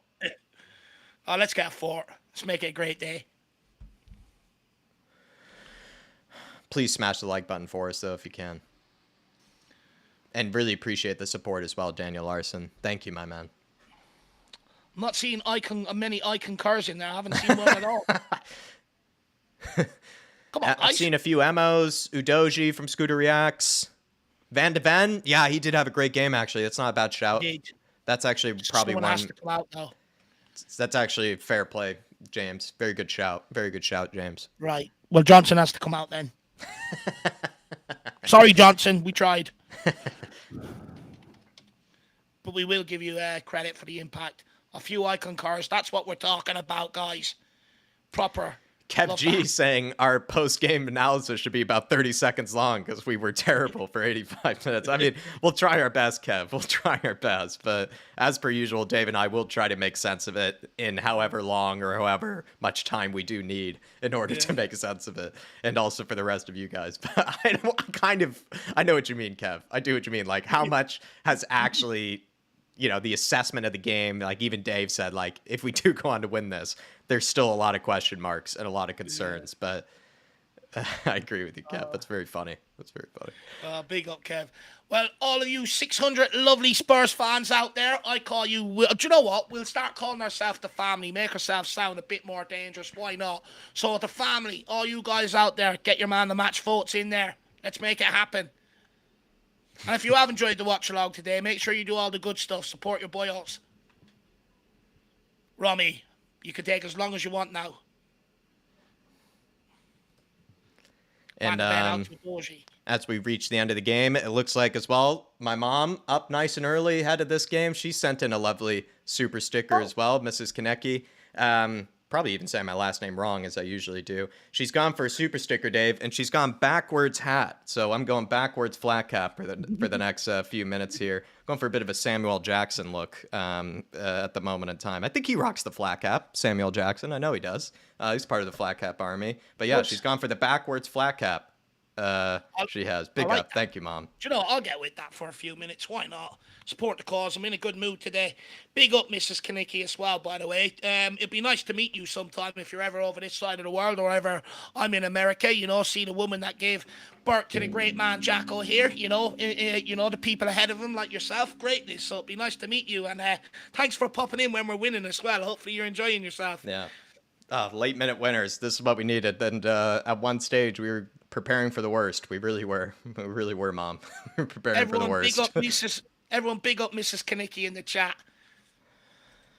And Phil Coy saying, how is Emerson man of the match? Van de Ven for me by far. I think that was a huge miss by Dave and I, actually. Van de Ven. I think that was somebody that really should be given a lot of recognition. Totally agree there, Phil. Have a slap on the wrist for that. I might still give it to Emo because I have those bias goggles on, as per usual, Phil. But yeah, he easily was terrific. Your mom's name's got me thinking about margaritas for some reason. I don't even drink. Big up, Margaret. Oh, they're singing the Postacoglu song you can hear in the crowd as well. I'm loving big engines. Or they're doing the Celtic one. They're doing the Celtic. Oh, Pierre, get there! Oh, Pierre had a little bit more hustle to that. It's good to see him on the pitch as well. Everyone, turn your flat caps backwards for the final whistle. Get with the program. Druzilla as well. Appreciate you, Druzilla. Patience was my man of the match today. Pick up, lads. Needed a lot of it. I was starting to run out. I'm not going to lie. I was starting to get up on the game. I was contemplating texting Jack to turn it off and save the humiliation. Oh, my God, Drew. Absolutely right. Big up, Drew. Very funny, Drew. Appreciate your support as well. 6 months as a fan show member. Really do appreciate you, my man. Oh, it's amazing how much 5 minutes of football can really change your outlook for the weekend. It's brilliant. It's changed my mood completely.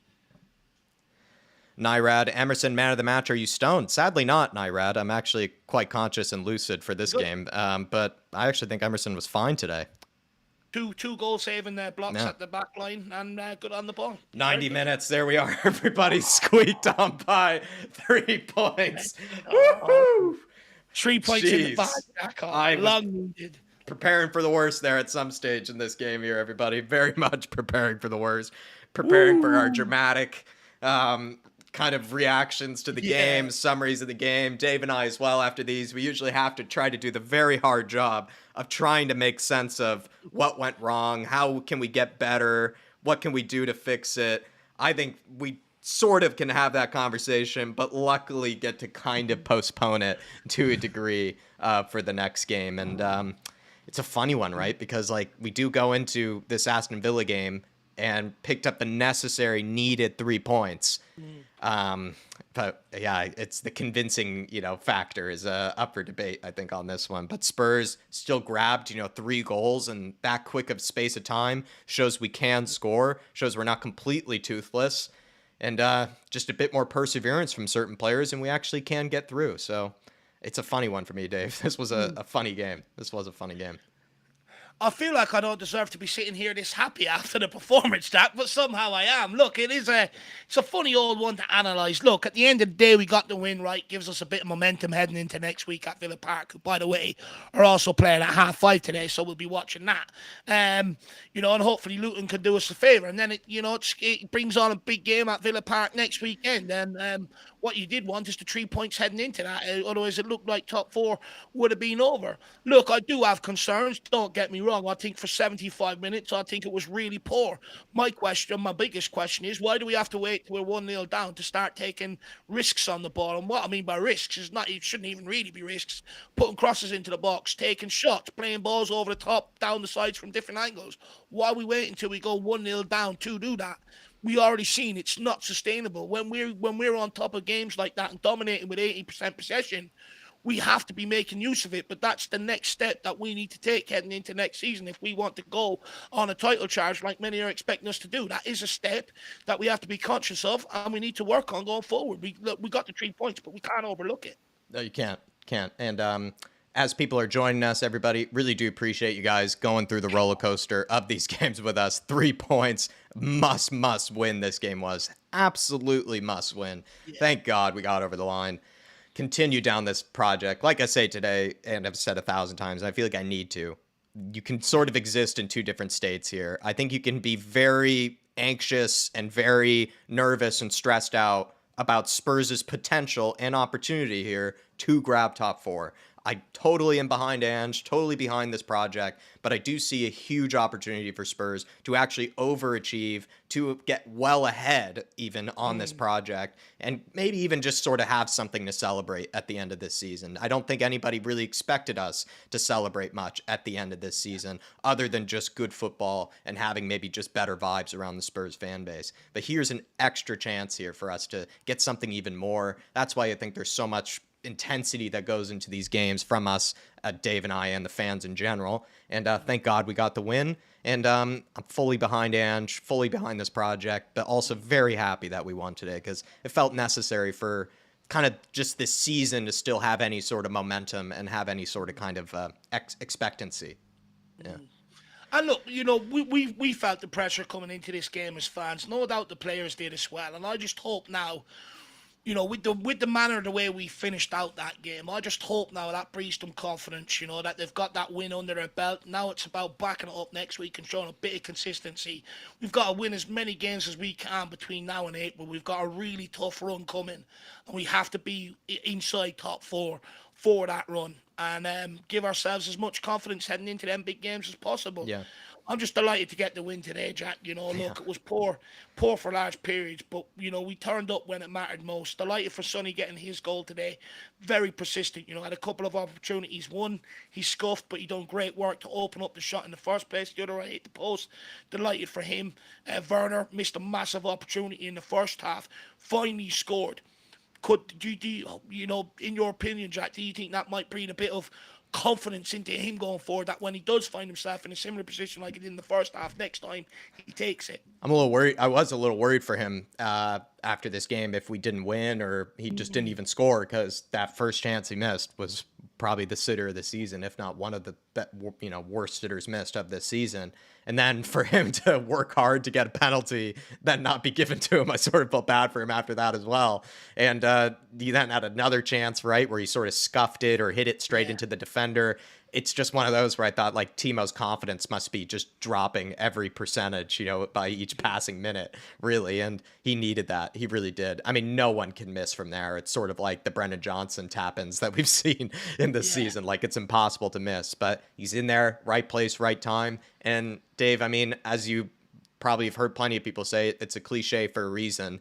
Sometimes a lot of players just need something to go in off their backside, and then they can kind of be back to some sort of sense of confidence. And when you have a confident player at this sort of level, a lot of confident Premier League players can actually show out and can be a lot better than maybe you originally thought. A lot of these guys, whether rightly or wrongly, they do really rely on that confidence, and they do rely on sort of being in good form and feeling, good about themselves and the decisions they're making, in possession and whatnot. So I think Werner, luckily, is not going to be leaving this game, completely,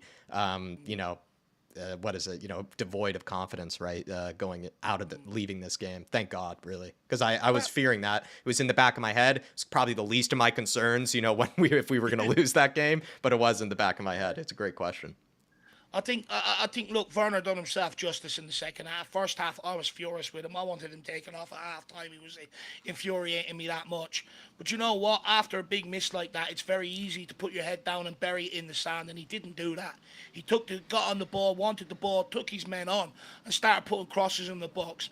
Now I would say to him, now that we've seen you can do that, I want to see a lot more of it. Stop starting games so slow in the fashion that he does. Good performance, in the second half from him, and I just want to give Johnson a bit of credit as well. The work rate for that first goal on the plate for Timo Werner was absolutely unbelievable. He went and won that ball out of nothing. It was just a long ball, sort of. I think it was Madison sort of just clipped it forward, going to nobody. He chased it down, won it, got a bit of luck, rode the second challenge. But a player again that's out of confidence, who we've seen being in positions like that before and hasn't found the pass. In that moment today, he found that absolute perfect pass. He caught the whole Crystal Palace line off guard with that pass. None of them were expecting it. It was on a plate for Werner. So credit to him as well today, actually. Well said. Adrian Chia from earlier, reckon it's safe to send in my super chat now. Come on, you Spurs, you poor guy, Adrian, you absolute poor man. I feel so bad for you, really, because it's on too many times where, we've just left up in super chat, and then either the worst happens, the best happens. It's always one or the other, but of recent, it's been actually more on the unlucky side of things, Adrian Chia. So I'm sorry you feel even that, kind of, what is the right term? He's getting superstitions, superstitious. He's getting very superstitious, and I don't blame you at all. Adrian, but appreciate you, sir. Basuma, I feel like continue to keep the faith in him as well. Like, he's grew into the game, but still like to see a bit more. Didn't think he was at totally his best again. I'd say he was probably slightly better than Bentancur. I think Bentancur is maybe more guilty of some of the slow passing and kind of lethargic play in possession, but still like to see a bit more from Basuma. Was by no means like a bad performance, though, I think, from him. But yeah, warming into things, and Basuma Third Kit Society will come back strong. Don't worry, Adrian Chia. Big up, Adrian. And then come on, you Spurs forever says, look, my super chat moaning about Spurs was perhaps a bit of good luck. I think Adrian Chia from earlier knows exactly what that's like, Coys forever. He used to, I think, be on the other side of things, where he would send in a super chat kind of maybe pointing out something that was going wrong right before, we would end up getting that winner. And then of recent, it's been more the opposite. But now you're taking over his good luck there, Coys forever. Appreciate you. No, look, Lucky Charm, when things are going wrong, I think everybody be searching for you, send out search party, where's Coys forever? You got to send in that lucky chat. It was mad because we were just finished sort of, I was agreeing with you and everything else. That's frustrating. And then we go and score, and then it's like, oh, maybe we can do this. It was absolutely a mad moment today, and you definitely played your part, Coys forever. And look, if people out there want to call him the Lucky Charm, they can. Big up, Coys forever. Thank you as well for the support today. Very generous of you. Dark Sun G says, come on, you Spurs. Our captains won us this game, plus Werner. Oh, yeah. Love that, Dark Sun G. He's dancing tonight, Adrian. Dark Sun G is. He's doing some Werner on the dance floor for sure. But he's right. Two captains stood up today. Sonny as well, I'd say, Dark Sun G, showed just that composure that maybe other players didn't have. Didn't have a ton of service today, Sonny, but when he did get the ball, his touch was always on. His passing link-up play was fine. He worked hard off of the ball. You never saw him walking around or anything like that, moaning. Even when Timo Werner missed that huge sitter, you saw him, give him that confidence, but also was serious with him. I think Sonny's a fine leader. I like him as our captain. And then the other captain, the Rombomb, Dave, showing up, late in the game. Oh, Jack, that moment. I love that moment where Rombomb comes up and scores. What a goal, by the way, Jack. You alluded to it. He had to do some great work, to get there and get the direction on it. And he got up there. He made the leap when it was necessary. Absolutely brilliant and delighted for him, and probably made up for a mistake at the other end, which he very nearly cost us, only for Emerson getting across from him. But you know what? I just want to talk about Sonny for a minute. I actually felt sorry for large periods of the game for Sonny. When I'm seeing him having to drop into midfield or almost back into the number 6 just to get a touch of the ball, I felt really sorry for him. There was no service coming his way. No one could find him with the ball. He literally had to drop that near centre halves just to get a couple of touches in the first half. But as a striker, and I've been there, you can very easily switch off, become frustrated, start throwing your hands up in the air, not moving about because you're going, what's the point? It's not going to come my way. I'm not good enough to give it to me, all that sort of stuff. But he never once done that. He never once allowed a negative mindset to set in whatsoever. He kept plugging away. He's experienced, and he just says, my chance will come. He had a couple of chances today. On another day, he would have had a hat-trick. The shot that hit the post, great instinct, rather than taking touches and doing what everyone else has done, ball come his way, he's just hit the post, unlucky. The one that he scuffed, great first touch to open up the shooting angle, very unlucky, and I was delighted for him to get his goal at the end there. I thought it was very deserved, and maybe he can teach Werner what to do when you're through one-on-one, how easy it actually is. But I do think Son deserves a lot of credit in that regard. And I do think Romero deserves credit, two captains stepping up when we needed them. But my problem is, Dark Sun G, they got to do it a lot quicker than 75 minutes, my man. My ticker's getting on. I'm getting on an age, and I can't take it, lad. It's hard, and we're only playing so often. Imagine if this were to happen all the time, with other games as well. This would definitely be hard on us. Big up, Dark Sun G. Two captains grabbing the winner. Who wouldn't love that script? Who wouldn't love that script? The Big D. Appreciate you, the Big D. I also saw your comment as well when you said, now my weekend isn't ruined. And he says as well with the super chat, took us going behind to actually wake up. Thank God, though. Liverpool, some lucky ducks today, too. I'm actually really jealous, Big D, of any of the fans out there that were able to watch some of the other games at the same time. Normally, when I'm a Spurs fan, though, I kind of just have my eyes glued on the Spurs game. But there were some good Premier League games out there today. And I actually was saying to Dave that I was a little jealous of some of you guys that probably do get to keep your eyes on some of the scores and get to see how those were going. To be fair, though, this game was worth waiting for. Like, it definitely required the patience word, this game. But it definitely got juicy towards the end. It definitely got entertaining towards the end there. But I know what you mean. Why does it take us, going behind in order to wake up in games? Something Dave and I have been very frustrated with. Yeah. I think with this team, it's also sometimes been the case with teams of the past, with Jose and Conte. Felt like, we would go down and then all of a sudden we'd just be flying out of the gates the moment we, concede. It's something in this, and whether it's been new players, older players that are gone, just part of this weird mentality sometimes in this dressing room or in this team that hasn't fully gone away yet. I guess we were lucky ducks as well alongside Liverpool by the looks of things. I think someone said it brilliant in the chat earlier on. For me, that comes down to character. When you're 1-0 down, it's easy to go and look like you're trying, look like you're doing everything to save the game.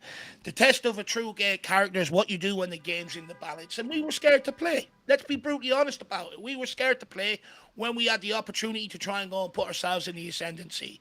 Everyone only starts opening up and playing when you're 1-0 down, and that's very easy to do. That shows to me Postecoglou has a lot of work to do on the character of this football team, that when they are 0-off, go out there and play the same way you would when you're 1-0 down and go and try kill teams, because ultimately that's where Ange Postecoglou wants to get to.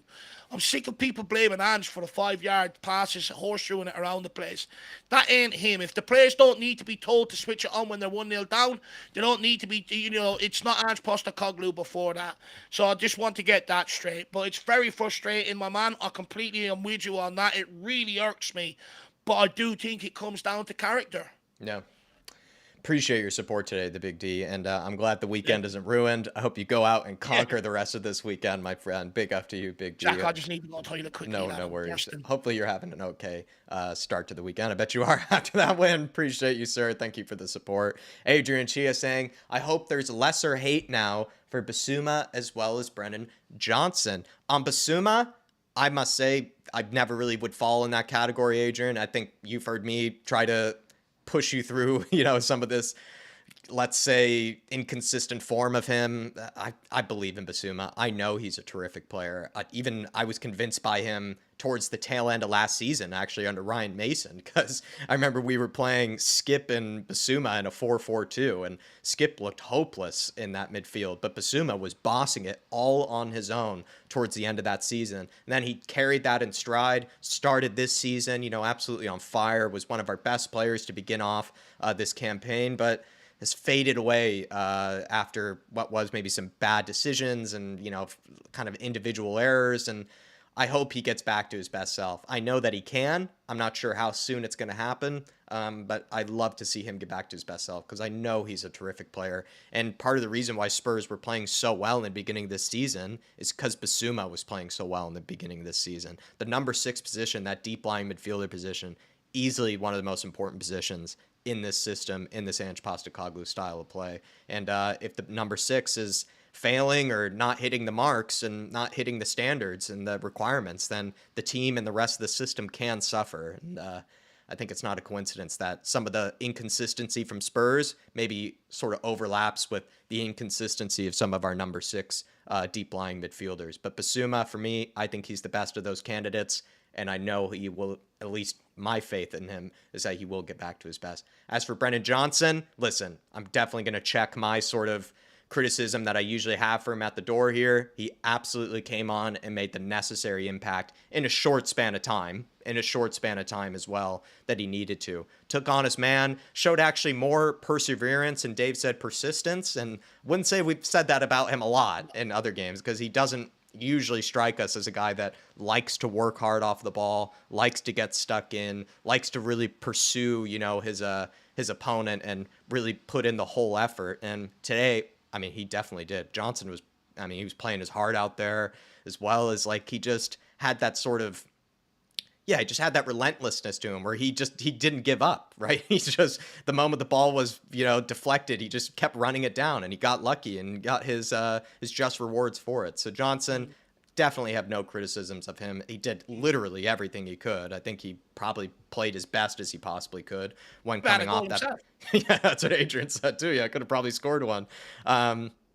So for me, I think Johnson and Basuma definitely have to leave whatever criticism or whatever things we might have about them at the door. And I know Dave and I have been hard on Johnson, and for tonight especially, I'm very thankful for him. He's also, maybe, I know I'm stealing anything from Dave here, but Højbjerg and him have found themselves in a similar category as being really good off of the bench, but when they've started games this season have not been kind of as effective. But meritocracy, I feel like probably, he's probably got to start the next game. I'd say Johnson, just out of a meritocracy sort of thing. But yeah, Dave, impact sub yet again. No, look, that's the thing when it comes to Brennan Johnson. I think you covered it very well there, Jacko. I'm just going to add, I think with Brennan Johnson, his next step is no player's happy riding the bench. I don't care what anyone tells me. Even Ben Davies, Emerson, Pete, they're not happy riding the bench. No player wants to ride the bench.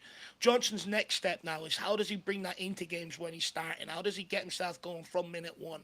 Look, he has been piss poor the majority of the season, and I'm not going to hide away from the fact, but he's made an impact today. I'll take him off his last game. I'll give him a bit of grace going into the next game, and let's see how he does, my man. Basuma grew into the game.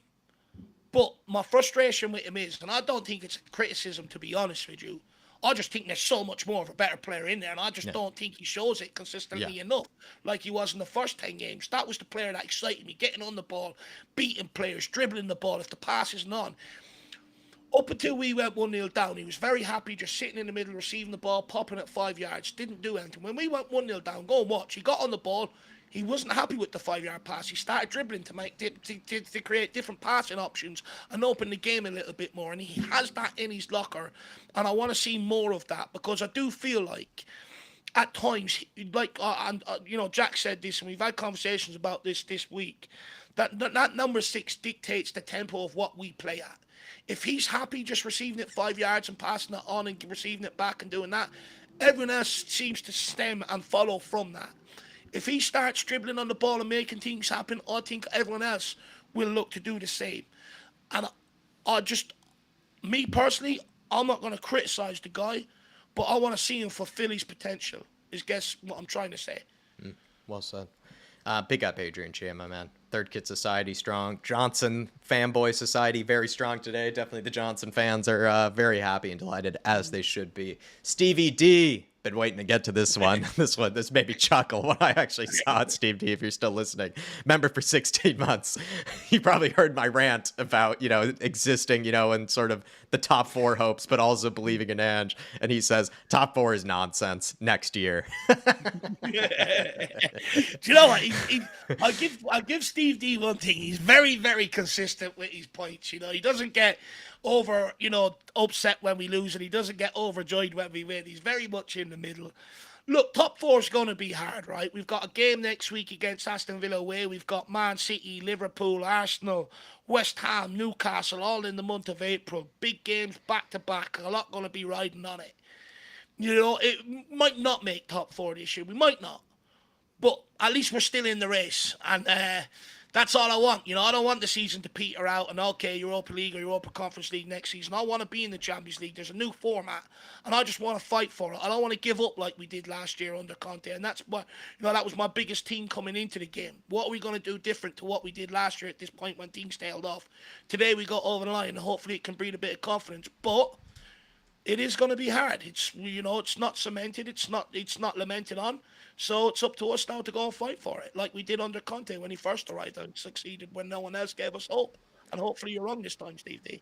I'm not sure if we even totally deserve top 4 this year, Steve D. I just think there's an excellent opportunity for it, and it'd be silly not to try and really push for it. If we don't get it, I'm not going to be mad or completely upset with the players, but I would be, disappointed. I would be let down. I just would be sad. I think I am having a bit of, there's a chance here, and I hope Spurs try to seize it. Don't get me wrong. I will have a bit of context to everything about how this whole season has gone down and everything, but I think there is an excellent chance here for Postecoglou to really overachieve, and for this team to overachieve this year. And I'd be amazed if they were able to do it. So I see that you're consistent, though, Steve. I'll give you that. You are consistent from the beginning.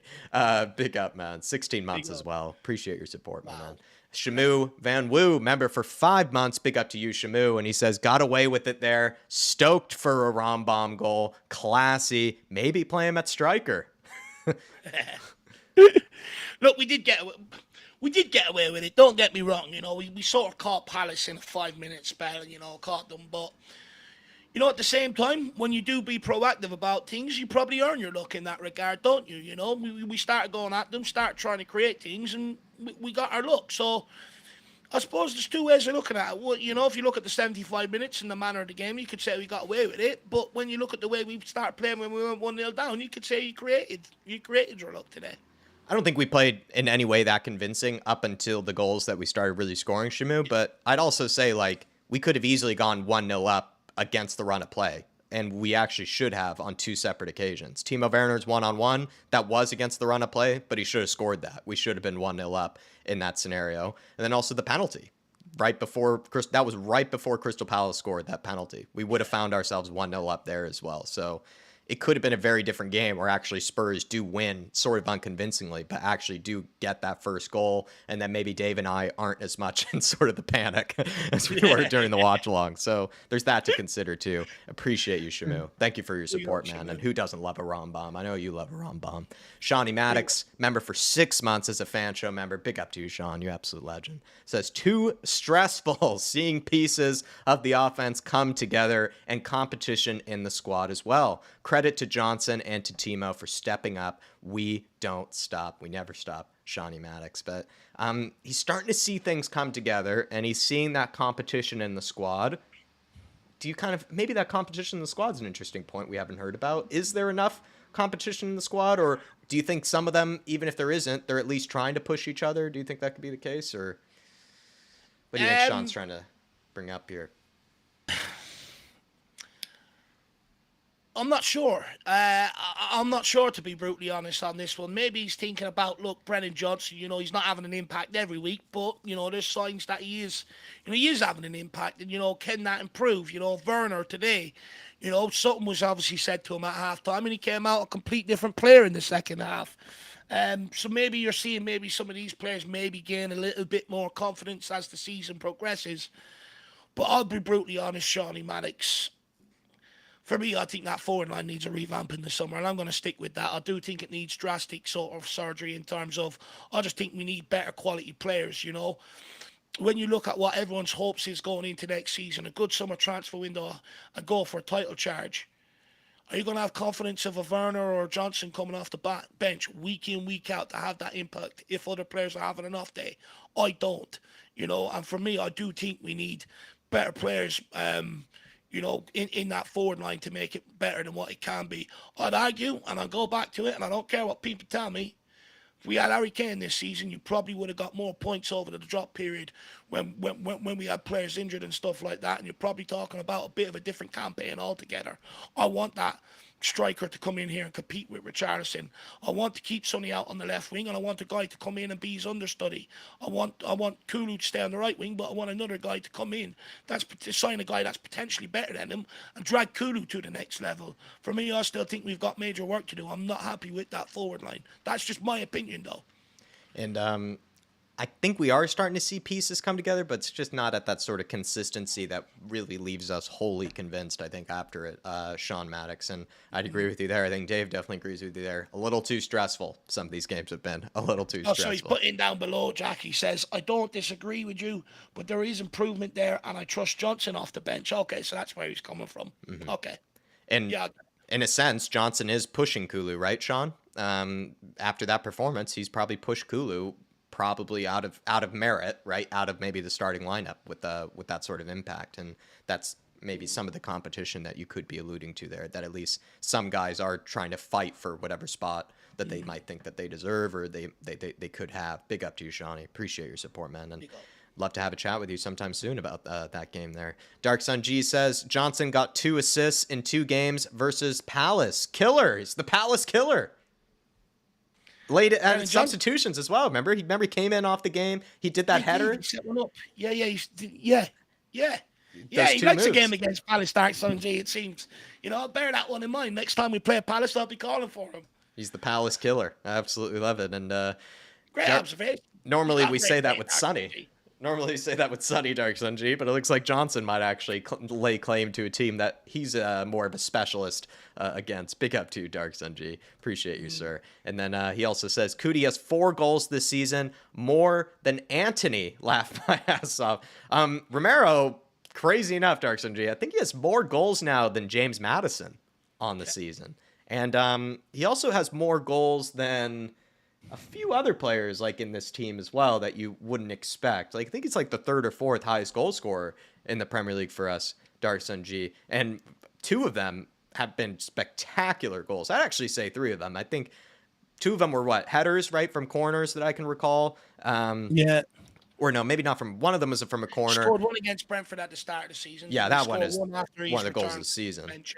And then that Remember recent the one after suspension when he apologised to the fans? He scored that. He scored a beauty against Burnley. Let's not forget that volley. And then he scored today. I mean, the Rambam, Dark Sun G. It's just been a wonderful season for him. And I like Romero this season when it comes to his aerial threat. I would say he still has some work to do in that area, but I would say he's improved dramatically. He used to not have that much of an aerial presence or really much of a threat at all. But now he's been more of a threat going forward, and just some of his headers are far more convincing and done with so much sort of he really loves to whale it out of there, whenever he's clearing a ball with his head. So I do like Romero, and his aerial presence has improved dramatically, and the goal scoring. This is where the goals are going to be coming from, I guess, through the Rambam.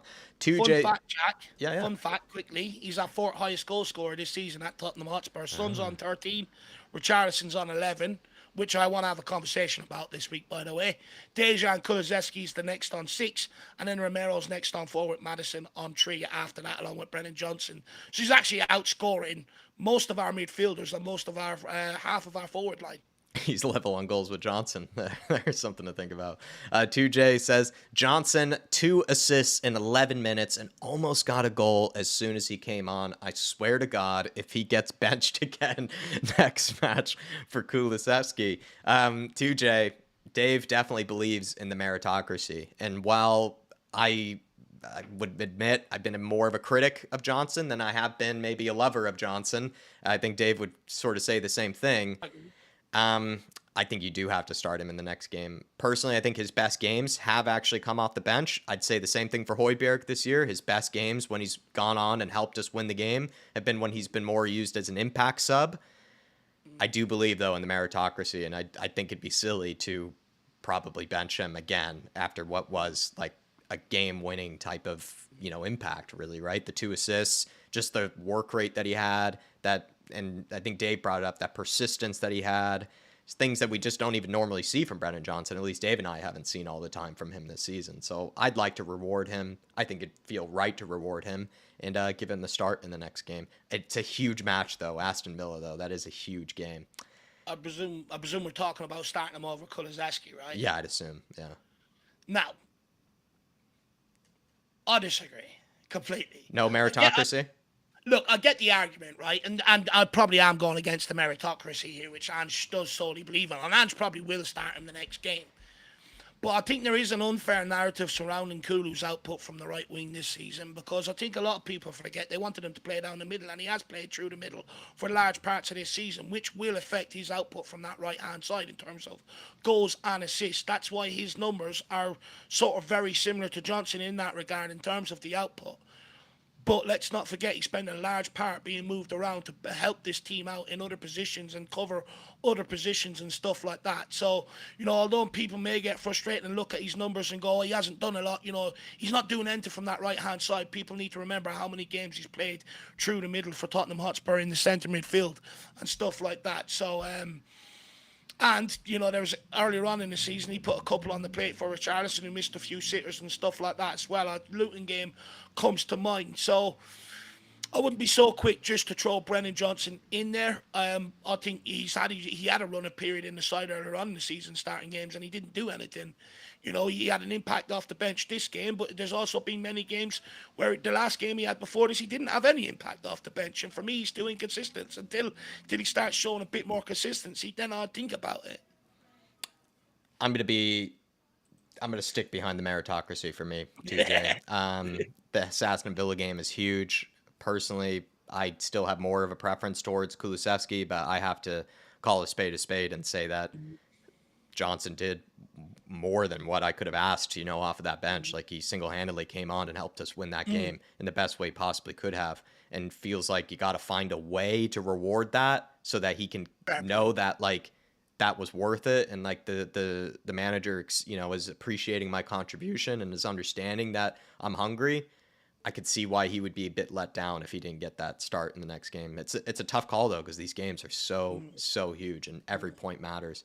Great conversation point there too, Jay. Probably might use that at some stage, right? Very good conversation point. Good Dark to see Sun, you in the building. yeah, good to see you as well, Well GJ. in Cyprus as well, buddy. Yeah, and if you watched it as well with the family and stuff like that, hopefully they're enjoying it. Lots of Spurs fans out in Cyprus. Dark Sun G says, if we had Dyer, Sanchez, Lloris today, we would lose 100%. I actually had my mouse over some of that. I actually thought it said lose 10-0, and I wouldn't have batted an eyelid at that, Dark Sun G. But let's be honest, like, Sanchez doesn't make the recovery runs that Van de Ven does today. Sanchez always had pace, but he never had the anticipation or sort of the spatial awareness that really Van de Ven does. Like, he's been able to track down so many runs in behind, the way he bullied Mateta off the ball on a few occasions, his composure in possession. We would never have seen that from Sanchez, Dyer, or Lloris. Also, too, just the composure and possession that we get from some of these guys in comparison is so much better. And the sideways passing is nowhere near as frequent because these guys like Van de Ven, Romero, they actually like to play passes forward instead of just horseshoeing it, like Dave said earlier, from side to side. So completely agree. Glad we're past those days, and just a much better back line that we can now rely upon, Dark Sun G. Isn't that right? And then he also says, Royale, despite not playing many games this season, looks sharp. Jack, we've been saying about this guy. People say to me, Davies is a backup player, this, that, and the other. Royale, proper backup player. Because a lot of the arguments being used for some of the shit riffraff that we've had around the squad for years. But they're not playing week in, week out. We need to give them a run of games. How many times did you hear that, Jack? I heard it loads of times, right? Backup players don't get a run of games. Backup Yeah, players don't get exactly. those run of games. Yeah. But we never have to say that when it comes to Emerson. I never found myself have to say, he needs a run of games. Never have to make that excuse for him.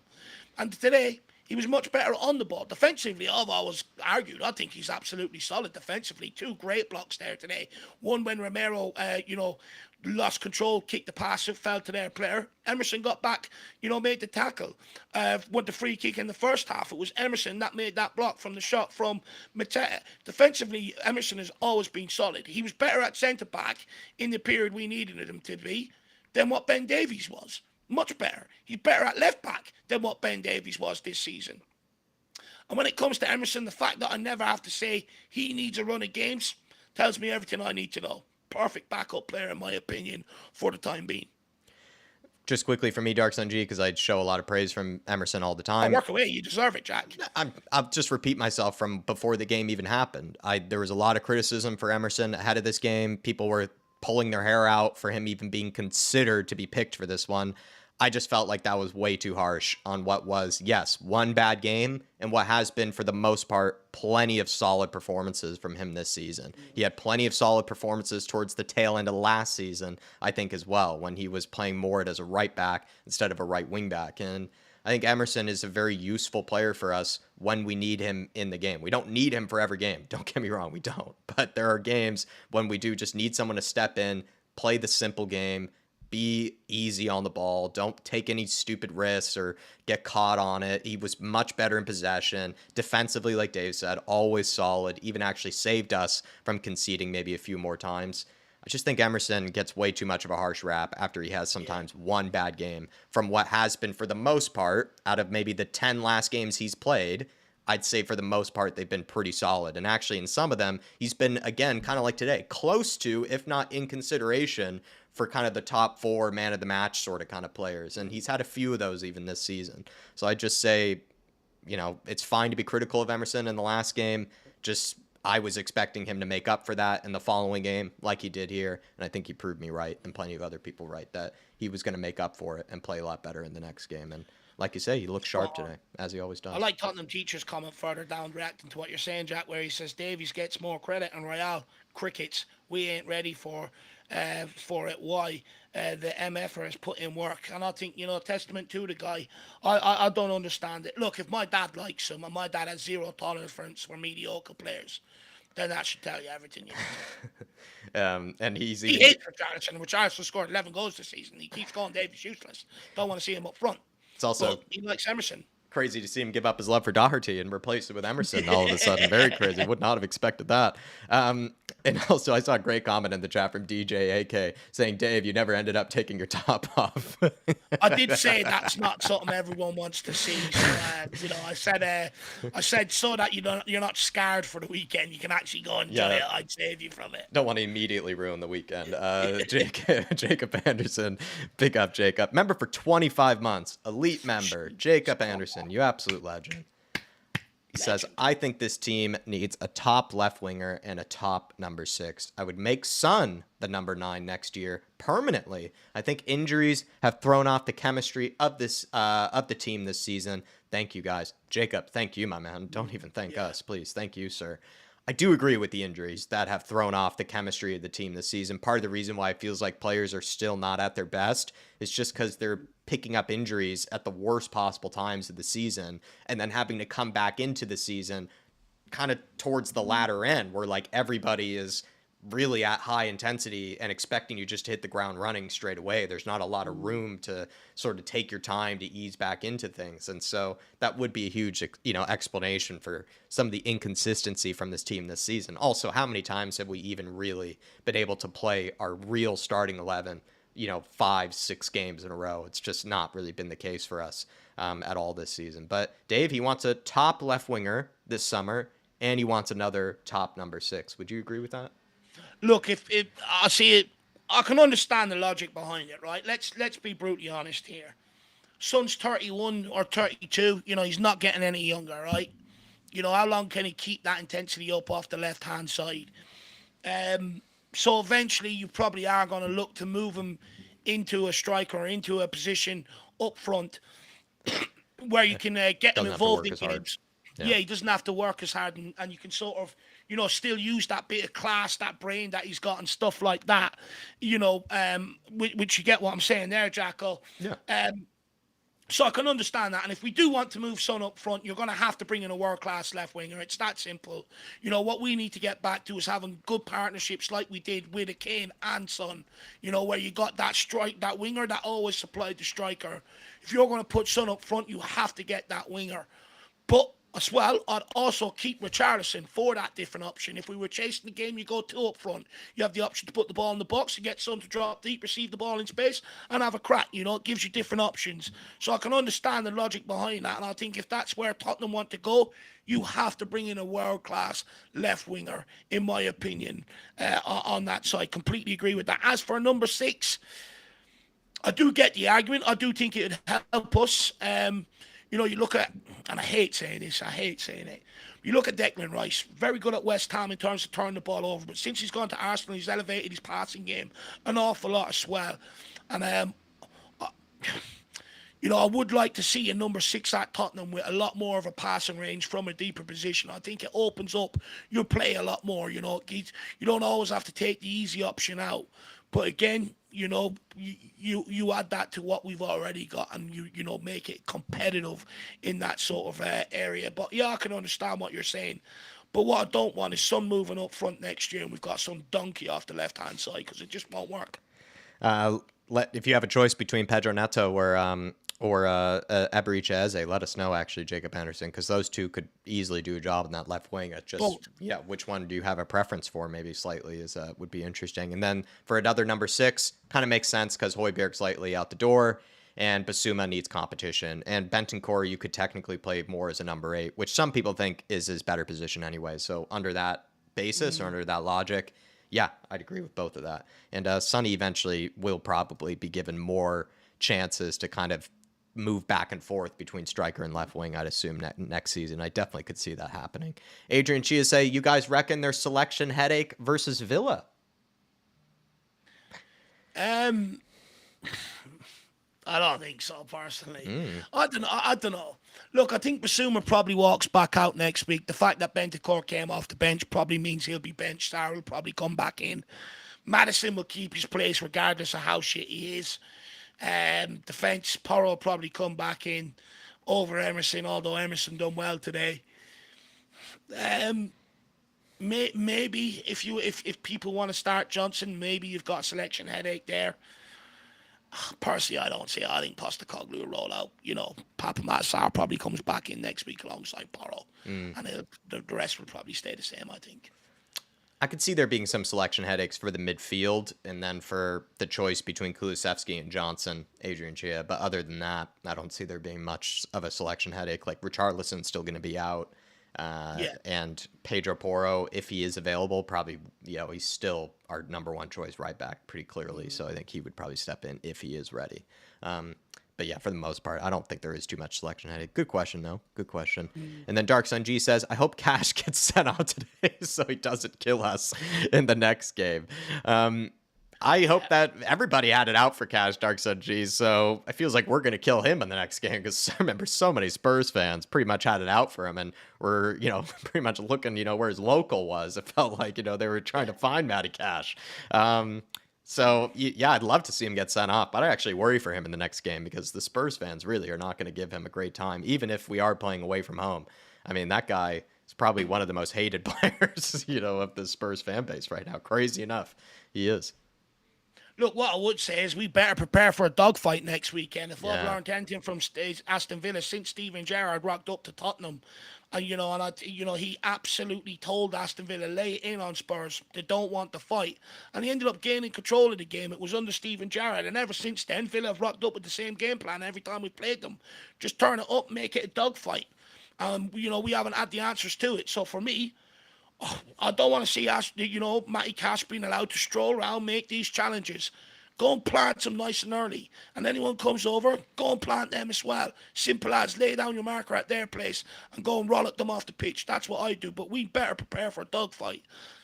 And I wouldn't be surprised to see in a Doji maybe try something, maybe a Romero. If he can get his hands on him, that would be good. And if he does, I don't want to hear anyone complain about it either, because everyone said since the Bentacore tackle, they want Romero to go and sort it out. So don't complain when he does.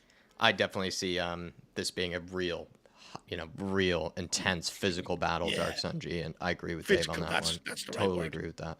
Big up, Dark Sun G, and really big up everyone today. We got the win. Spurs, we can rest easy now. We were all over the place that watch along. I'm sorry, but it's just how it is. Like when you're playing that sort of way and you're just not that convincing and you go 1-0 down, it is hard to keep your composure, I think, on these watch alongs. I think we do the best we can, but we do apologize if we end up going all over the place. It's just how it is when you're reacting in the moment. When you're reacting in the moment, it's just how it is. Smash that like button for us, please, everybody. Thanks again for picking us as your watch along destination. So many places to go, but you guys choose us as your destination, and we do really appreciate that. Thank you again to plenty of people that supported the channel in an extra way. Dark Sun G, Shawnee Maddox there, 2J, Jacob Anderson, Stevie D, Shamu, the Big D, love that, Adrian Chia, Margaret Konecki, Daniel Larson, Coys Forever, Drop Kick Your Teacher, great name as well, Brett Loft, Shemtan, Jerome, and Chop Liver, and Daniel Larson, so many others. Legends. Really do appreciate you guys. It really does go a long way in keeping this channel going and pumping. There will be a Twitter Reacts out for you guys. I think, not sure if it's coming out tonight or tomorrow, but there will be one for you. Hopefully get some watch along highlights. I'm a little worried that I might have forgotten to record the third goal, but we'll find out if I did or not. We'll find out. But really do appreciate all of you guys. And thanks again for coming to us for the watch along. Any final words from yourself there, Dave? Yeah, look, fair play to you apologising. I don't apologise for anything. It's the roller coaster and the emotions of football. It's the beautiful game. And at the end of the day, we won. So I go off happy. That's the main thing. Guys, thank you very much for all of your support today. It's been incredible from the build-up all the way through to the watch-along. Watch-along highlights will be out later on. Show a bit of support on that as well. That would be nice. And then Twitter Reacts tomorrow. Let's celebrate the win. Have a good weekend. We're off to watch Villa Luton. Come on, you Spurs. Come on, you Spurs. Big up, everyone. We'll be seeing ya. Come on, you Spurs. In the big Ange we trust. We never stop. See you, everybody.